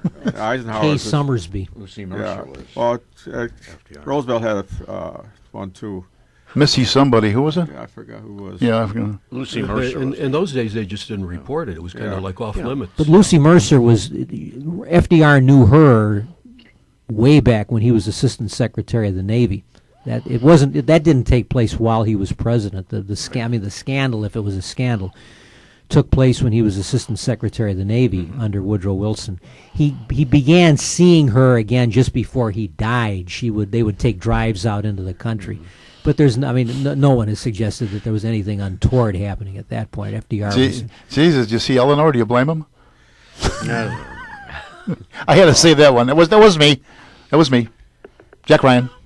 But the two that were most notorious was Kennedy and Clinton. Yeah, Kennedy not during his lifetime though. Yeah. It was never said. No. It was very much covered up. The press knew. I think. They knew. They knew. Yeah. Weren't there rumors even that he was kind of a womanizer? I mean, there was kind of rumors, nothing substantiated. But I think there was always this talk about. It was substantiated too, but nobody. I remember as a kid watching. I can picture myself watching the news when they showed Marilyn Monroe singing "Happy" when it had just happened the day before, and I'm like 12 years old. I'm thinking, why is Marilyn Monroe singing "Happy Birthday" to the president? I mean, Marilyn Monroe and the president didn't seem to be in the same universe. What is she doing there? You gotta go back to Joe Kennedy. He had a big line of friends, I guess the way to put it. And Gloria Swanson. His movie star was Gloria Swanson. Yeah. Mm-hmm. But he also had a lot of underworld friends. And he was a rum runner himself, wasn't he? Yeah, he shocking. During the Prohibition, he got the license for importing Scotch before it was illegal to import Scotch. So consequently, when you buy a bottle of Scotch, some money goes to the Kennedy family. Isn't that to this day even, the family? As far as I know. Yeah. Well, I say, and I'm not the first one to say it, if Monica Lewinsky had not saved that dress, Bill Clinton would still be denying any contact with her. I mean, I'm serious. He would still be lying about it. The irony is that that's probably the one quote for which he will be remembered. I mean, that I did not have sex with that woman. Sexual relations, he said. Ms. Lewinsky. That's right. It depends what your definition of is. Got to parse all these words, right? Yeah. Ms. Lewinsky. You can't tell if he said Miss or Ms. It's kind of slurred the way he says Miss Lewinsky. I'm not sure. Yeah. Miss Lewinsky or Ms. He wanted to be in between so he wouldn't offend anyone. Yeah. But behavior shouldn't be shocking to anyone. Even like you go beyond the political arena, there are a lot of behavior by someone like, say, Babe Ruth in his day. They never made widespread in the news or whatever. He had a certain social disease at one time, and the newsboys got together and they said he had a bad cold. But I think everybody knew that Babe Ruth had a good time. I mean, they knew that he went out and partied. I mean, that wasn't covered up. I think. No, people, but I mean, people understood certain that. Things were. If you're talking about, okay. Let's put it this way: his regiment for preparing for a baseball game was a good bottle of beer, if nothing else. Yeah, a nice big hero sandwich or something. The story is Miller Huggins. When Miller Huggins was manager of the Yankees, they had a 12 midnight curfew. A small guy too. Yeah, little guy. Yeah.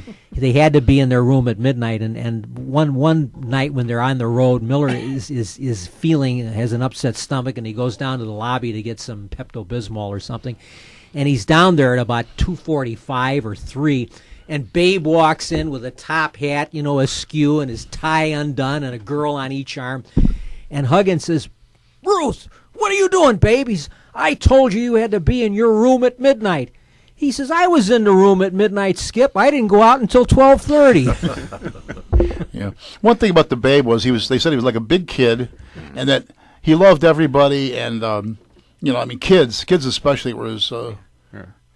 No, he was. They had several movies about him, and how much are factual. But they had the one there that they showed him, and talking to a kid in the hospital, and he said he'd knock one out of the ballpark for him and all this type of stuff. So That William was in Bendix, I think, was Babe, the prior to the Yankees, he did that. And then Gehrig said he hit 2, remember? Yeah. so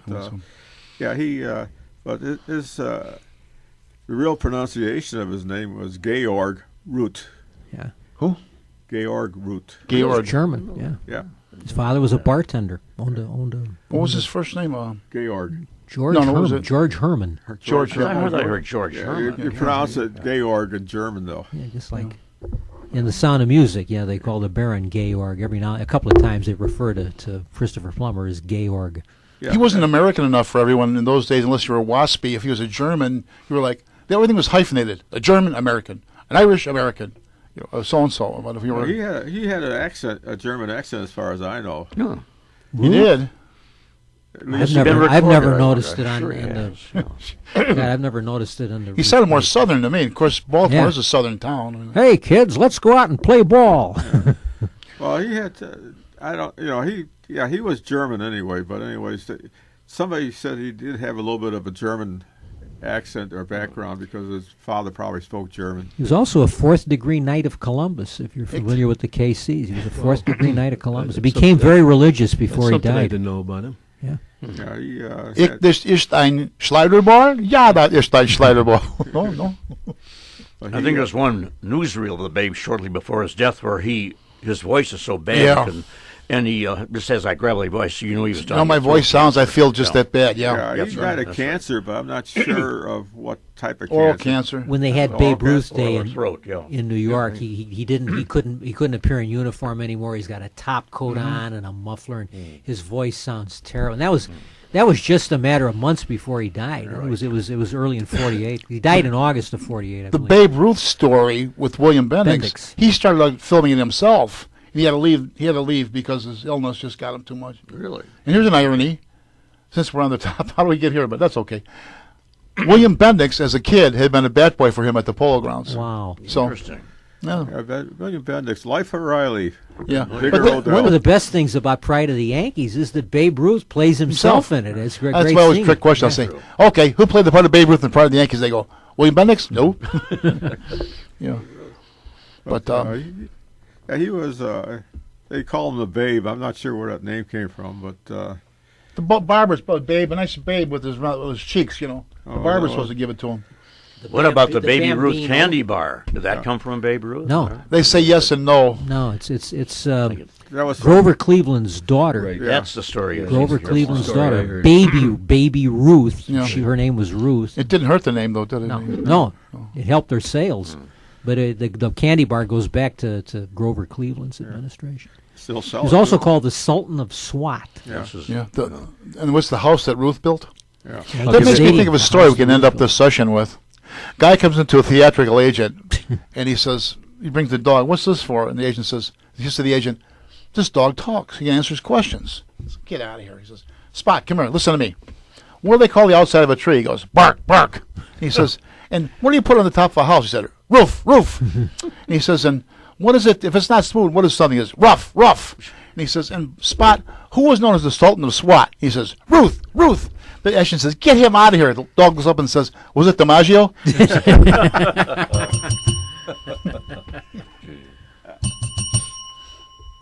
Is it time? Sorry. Fit right in. Now for another brief intermission. You've been listening to Meet the Chicago Historians.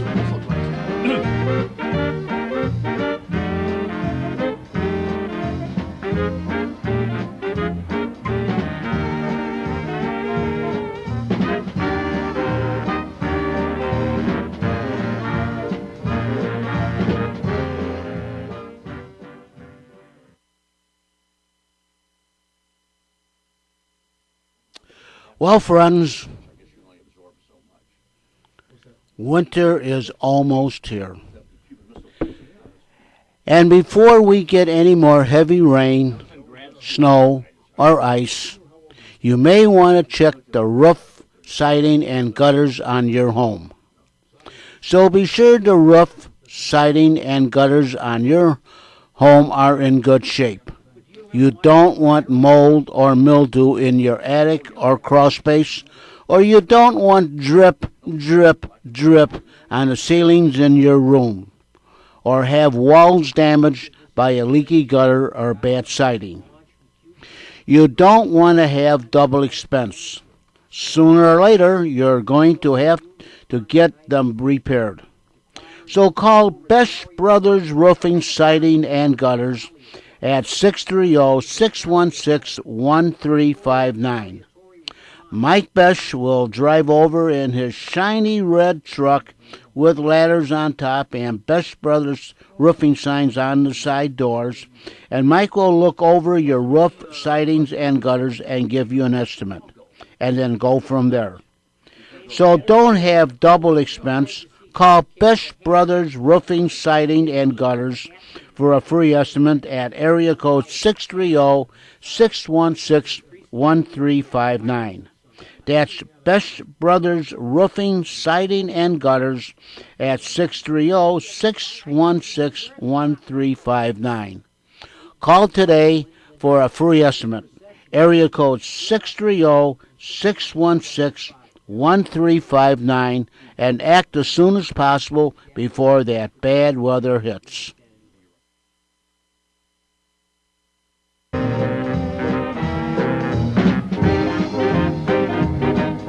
Now back to our show.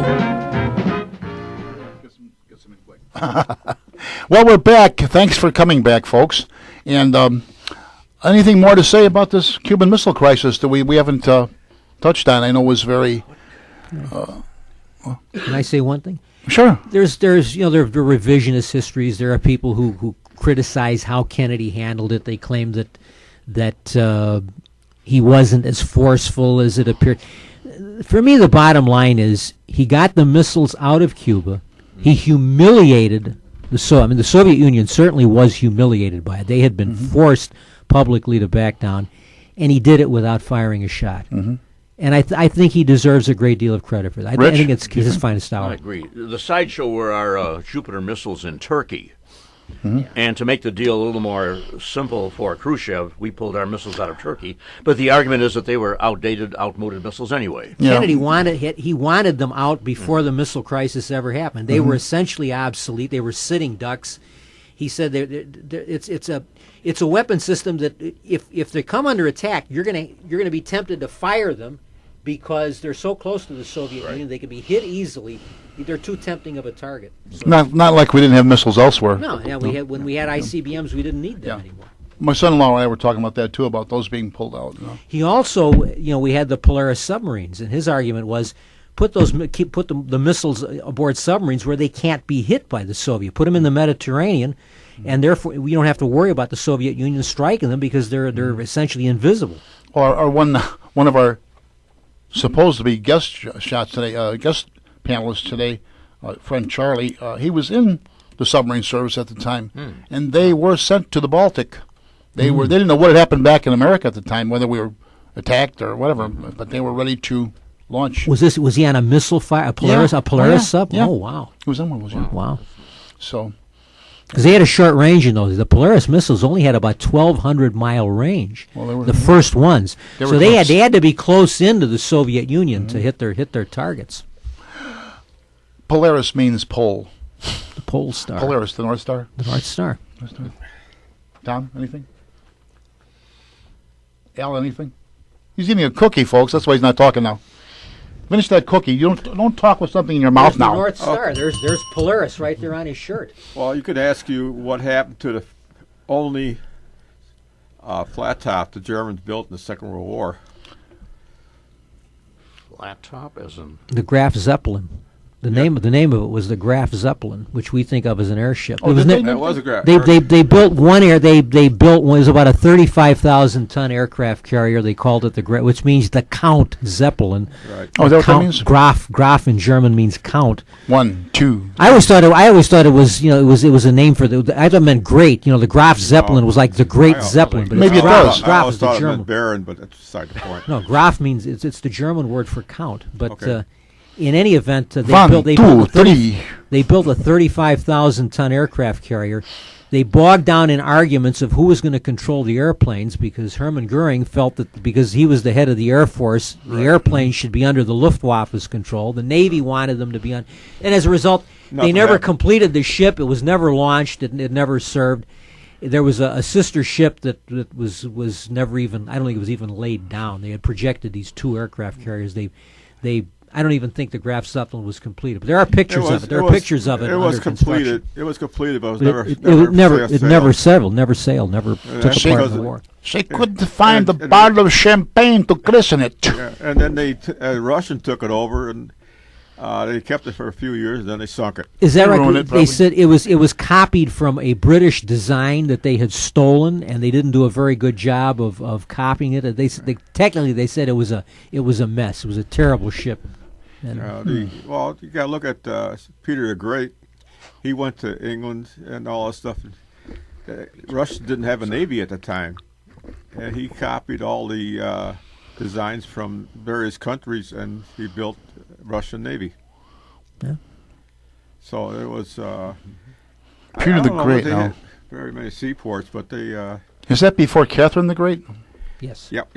Who was Ivan the Terrible? Predated He's before. That's even further. The Terrible what? Ivan the Terrible was in the 1500s. Was it terrible what? Oh. He was terrible. He was a murderous, bloodthirsty. Yeah. In fact, they were doing a movie. They did a whole series of movies in Russian called Ivan Grozny, which Russian for Ivan the Terrible. And they stopped production of, I think, the third because the parallel to Stalin became too obvious. Was this been by Eisenstein? Sergei Eisenstein? It became obvious to everybody that, hey, this is just like the guy who's in charge now. And therefore, the production ended at that point. No, was that Eisenstein? The guy Sergei that did Potemkin? Yeah, Battleship Potemkin? And what else did he do? Alexander Nevsky. Alexander Nevsky. That was a very interesting film. It has the Teutonic Knights invading with upraised hands on their almost like the Nazis invading on their helmets. You watch that movie, if you think of it in certain terms, like film terms, what does this mean? Even they show him in the beginning fishing, and he has a white flowing, is it like a Christ-like figure to everyone? So they have the famous battle on ice. Oh yes. The other guy that was interesting. They invented hockey that way. Alexander Nevsky. The other guy that was quite interesting in Russian history was Rasputin. Who? Rasputin. The mad monk. Yeah, he. Grigory. They tried to kill him about a dozen times before they finally succeeded. Mm-hmm. And they do have a castle in St. Petersburg where they show the cell where Rasputin met his final end. Finally met his end. And they have a mannequin of him and stuff like that. So it's quite interesting. Were you there? Yeah. Oh. Well, we'll have to do a show about that one day. Well, this is his whole hold on the Tsar and Tsarina were the supposedly her belief that he could cure the sons, the bleeders from Peter. Yeah, he had. There were times when his showing up coincided with the son getting better. I mean, he would be in excruciating pain. I mean, but for just some reason, when Rasputin showed up, he would improve, and this led the Tsarina to believe that. What was his condition? He had hemophilia. Oh, really? He had inherited hemophilia. They claim that's bleeding. That's bloody awful. And he had a severe. I mean, as slight as bump, and he could suddenly begin. But they claimed that Rasputin caused him to calm down, which helped his. Yeah, he may have hypnotized him. They don't know. Maybe they don't know exactly what power but somehow, it often coincided with the young Tsarevich getting better. Maybe Rasputin was a bigger pain than the disease was, something like that. Oh, they tried drowning him, poisoning him, I don't know, shooting him, all kinds of things before they got rid of him. The problem was that the Russian people did not know of the son's illness, because the government thought that if the people knew the heir to the throne had this horrible disease, that it would weaken their faith in the country and in the monarchy. And therefore, the people couldn't understand why the Empress is keeping this monk around. Well, they didn't know. If they had known about the illness to the child, they might have been. But it seemed as though this crazy monk was just hanging around the palace for no apparent reason, and it ultimately discredited the monarchy. What's funny about it, though, the Tsar was related to the King of England. Sure. Yeah. And at that cousins. time, the Kaiser of Germany too. They were all related. all Yeah, related. Right. Queen Vicky or whatever was considered the mother Victoria. of Grandmother. grandmother. Yeah, they call her the grandmother of Europe. Grandma. Grandmother of Europe, because all her offspring became rulers of some type or other. Didn't Wilhelm and the King of England look so much alike too, or something? The Tsar and King George. That what it was? They King were. George? They have pictures of them side by side, and if they had trimmed their beards, they would have looked almost You identical. could have done a double mint commercial yeah, or they something. looked Like almost that. identical. Well, that's supposedly when the Tsar Their was beards were a little different. overthrown, and they knew that they were probably going to be assassinated. I guess he reached out to a lot of other European heads of state, and I they guess turned them down. Yeah, and they Well, actually, he wanted the family to leave, and his wife would not leave him. She said that she's his wife, and she stays with him. Now, why the kids stayed, I don't know, but the fact was the kids stayed. The image had been created in the West that the Tsar was this bloodthirsty tyrant, and he really wasn't. He was not. I mean, there were things He's that weak.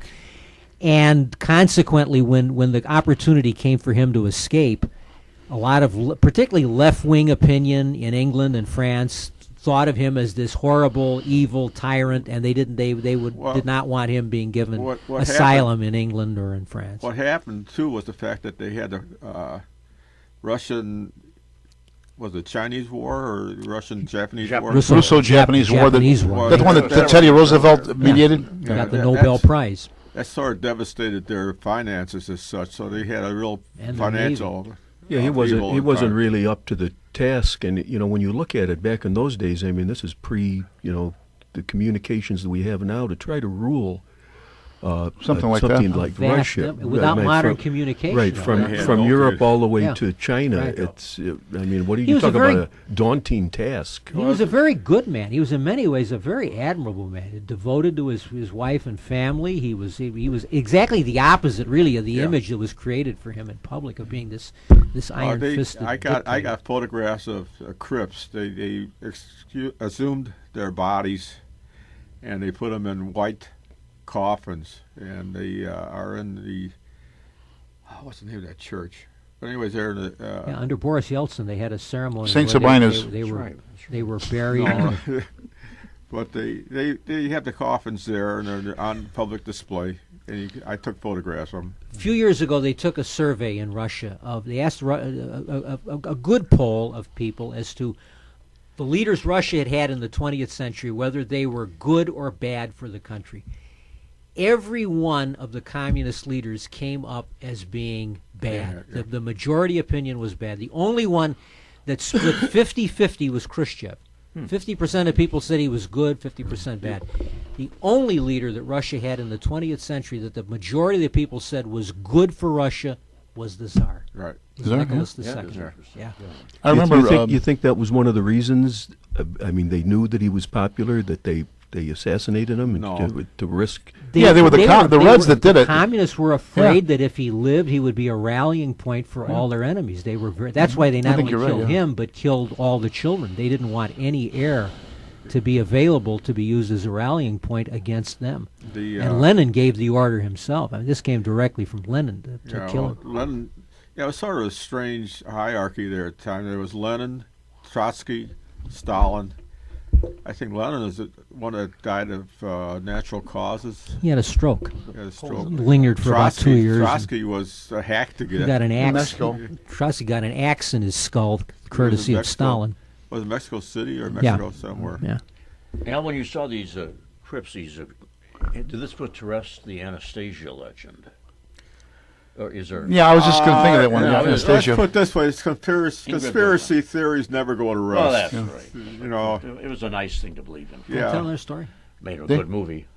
Boris Yeltsin, before he became the leader of the whole Russian Federation, then they call it. Soviet Union, then Russian Federation, he was a district leader in the area where what was called the Ipachev house, which is the house where the Tsar and his family were murdered. It was the last place that they were held in custody. It's the place where they were murdered. And it was kept as like a records, a warehouse. People knew that that's where the Tsar and his family had been murdered. And there were always flowers and crucifixes and candles. And finally, the government in Moscow decided they'd had enough of this. They ordered Yeltsin to destroy the building. And he didn't. He hemmed and hawed. Finally, got direct orders. You destroy this building. So overnight, he did essentially. It was like Meigs Field. It was overnight. In the middle of the night, they brought in bulldozers and they leveled the building and turned it into an empty lot. So what happened? On the empty lot, people brought flowers and crucifixes and candles. So it did not accomplish what the boys in the Kremlin wanted. What was interesting, though, is that the Communist Party as such banned religion. I'll put it in quotes, banned religion. However, the churches were kept up quite nicely. They got quite fascinating with the, what do they call them, the turnip towers on them. Oh, yeah, onion domes. Onion domes, yeah. I got photographs of the main cathedral in St. Petersburg. I could not get a full photograph of it because my camera would not go, the lens would not go wide enough. It's a fairly large church. And well, isn't Russian Orthodox? Aren't they still part of the Catholic? No, not Eastern Orthodox. Oh, they're Eastern. Yeah, they split from the What was Pope. it? Greek Orthodox. It's the same Orthodox. Yeah, they're Orthodox, but I mean they're Russian Orthodox. Yeah, there's different sects of this. And the other one is unorthodox. Yeah. But they didn't like the Pope, so they split from the Pope. And they. I don't like this Pope either. What I got to do? Well, Francis is all right, I guess. You know, he's a little more milder, a little more whatever. One of the Russians, they actually auditioned. One of the early Russian czars, they brought in a Lutheran, a Catholic, and an Orthodox to explain, what their faith was. And this czar decided he picked the Orthodox. He thought the one that impressed him is the way he wanted to run. It mainly had to do with the fact that under the Orthodox, the church didn't meddle in the way the state was run, whereas they felt that in the Catholic, they were afraid that the Pope had too much authority over the kings and emperors. They felt in the Orthodox faith that the Orthodox bishops didn't have a role in government, so that's what he said. Well, that's another thing because don't forget the Vatican is its own country. Yeah. And one time, it was all of a sudden Italy. It was papal You can states. walk around it in about 2 hours. I know it's like Disneyland or something, but Yeah, it's close enough. When the Pope spoke in the House in the chamber of the House of Representatives, addressed to all of Congress, he was introduced as the Pope of the Holy See. Mm-hmm.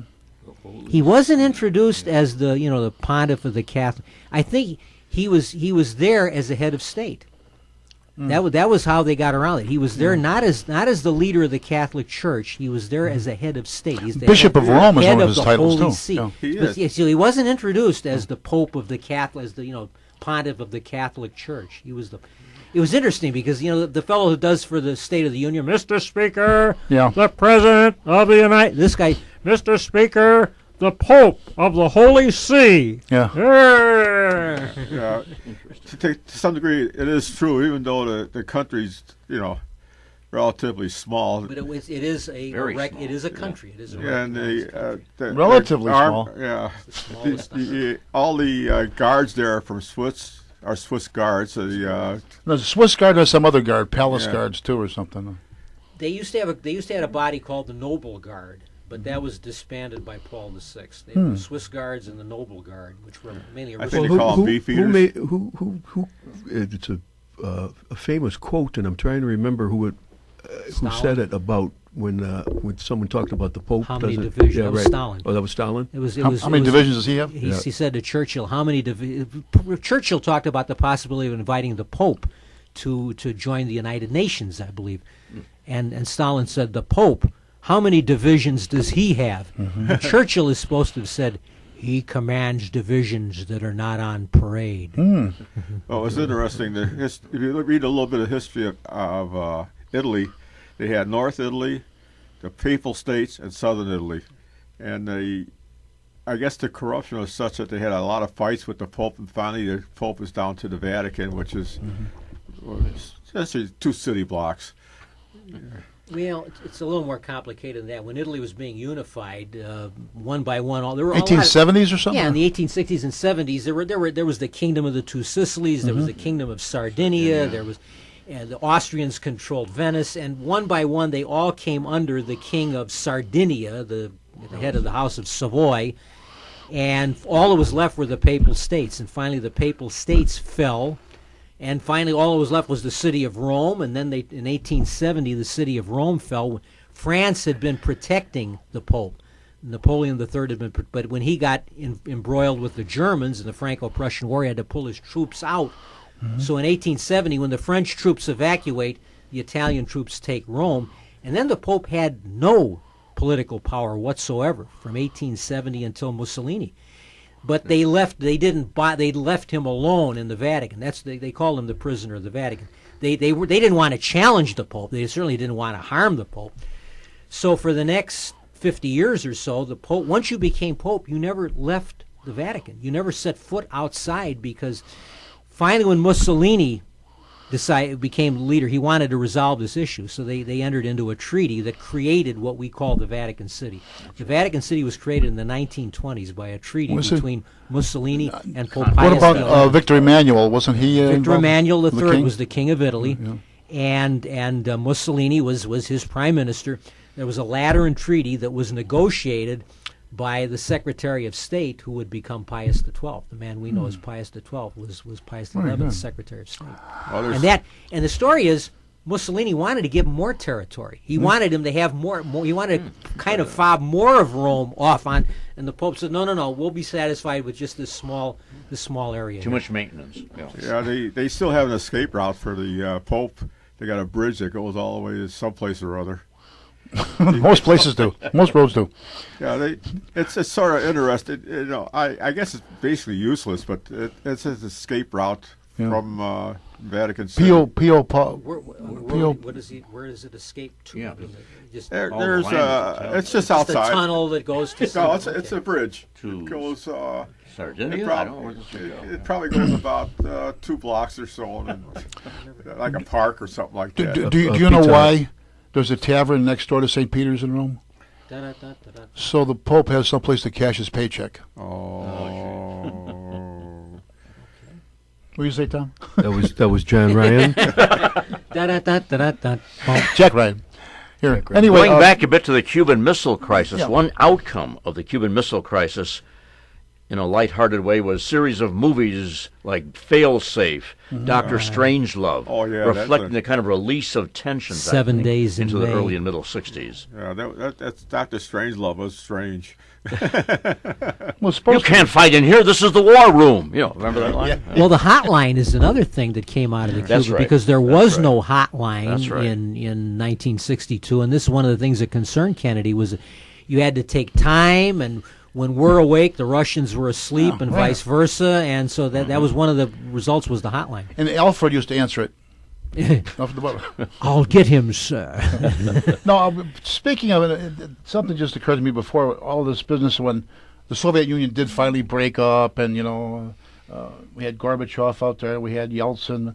A lot of people in this country were giving all the credit to Gorbachev, not to Ronald Reagan, not to and Maggie Thatcher. It was a Helmut Kohl, and Pope John Paul II. And the Pope. Yeah, the Pope they gave more credit to the Pope than they did Reagan, but Reagan, I think, had more to do with Reagan. Reagan was the indispensable. Yeah. Between that and the Star Wars, the proposed Star Wars, which was going to break Reagan essentially rebuilt the Army and the Navy. He recommissioned the battleships.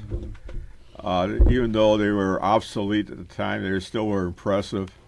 And they had one case where they shot off a cannon and one of the ships, and it blew up the whole turret area there, killed about a dozen people, something like that. Yeah, it was the Soviets who gave Thatcher the nickname the Iron Lady. Was it? They used that as an insult, and she picked it up as often that happens, she was proud of it. Yeah, she was proud. Another thing, everybody knows her as the Iron Lady. All this credit was being given to Gorbachev, and someone said the only difference between Gorbachev and these other Soviet leaders is he's still living. That's what. Yeah, I guess he is still living. He's Yeah, quite sure he is, 90 yeah. years Yeah. old or something like that. He's He was going around making big speeches too. What if he has a foundation of his own? He's extremely unpopular in the Soviet Union. He's in what's left of the old Soviet Union.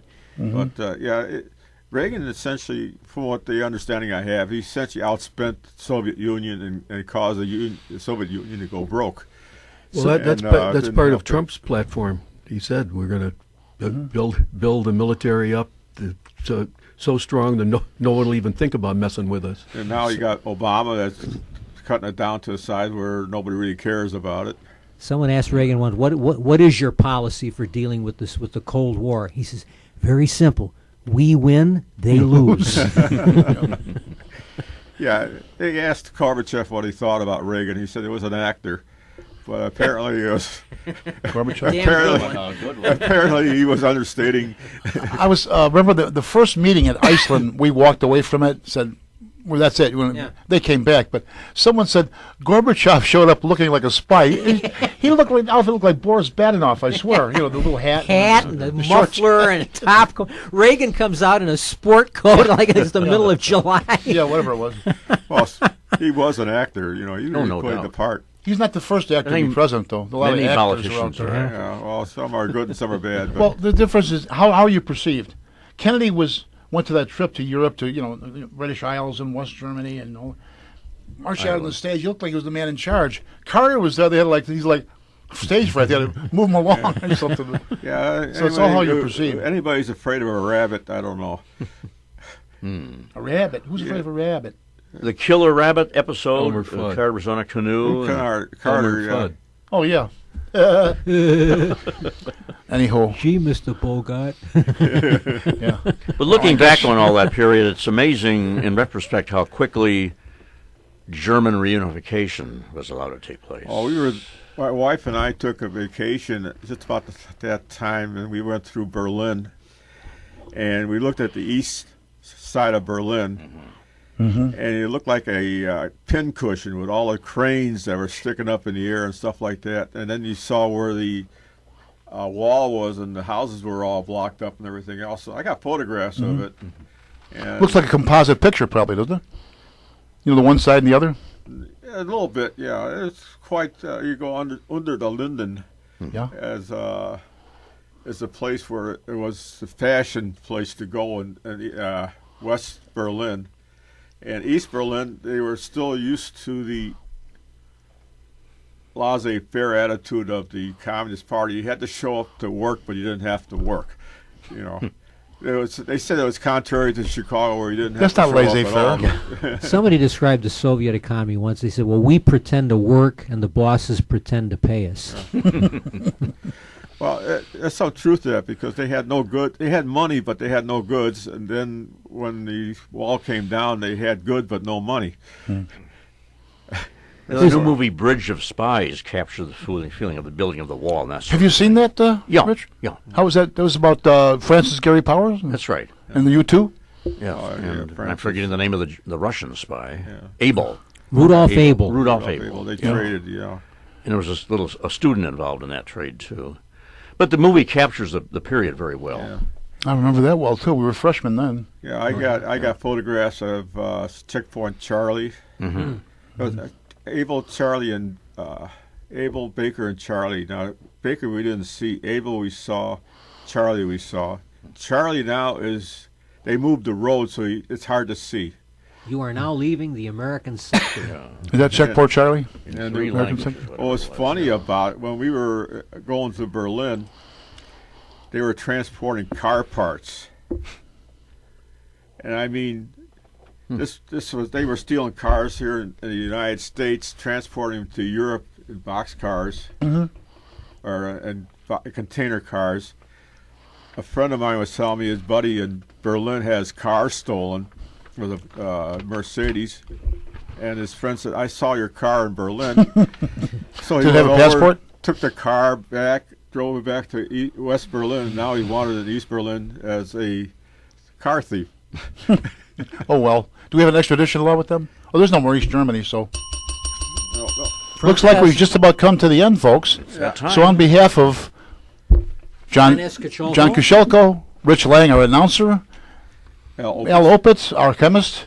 Tom McKenna, my friend, I think. Still, aren't you? Yeah. Once in a while.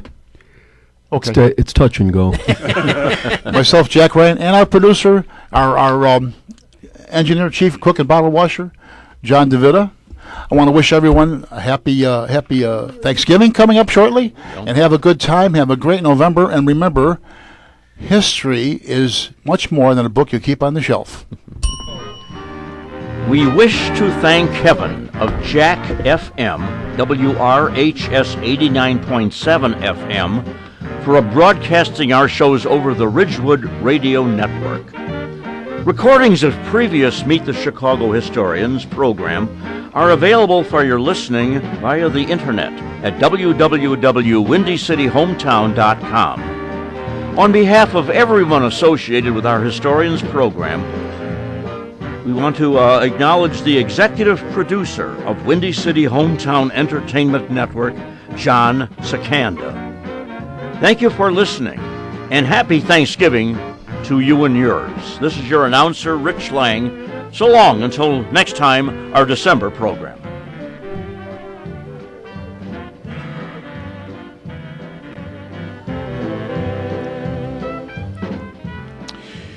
You have been listening to Meet the Chicago Historians from the John DeVita Broadcast Center on the Windy City Hometown Entertainment Network on Monday, November the 16th, the year of our Lord, 2015. This broadcast was produced by Jack Ryan, directed by John DeVita, audio engineer is James Rohde, and the executive producer of Windy City Hometown Entertainment Network is Mr. John Sakanda.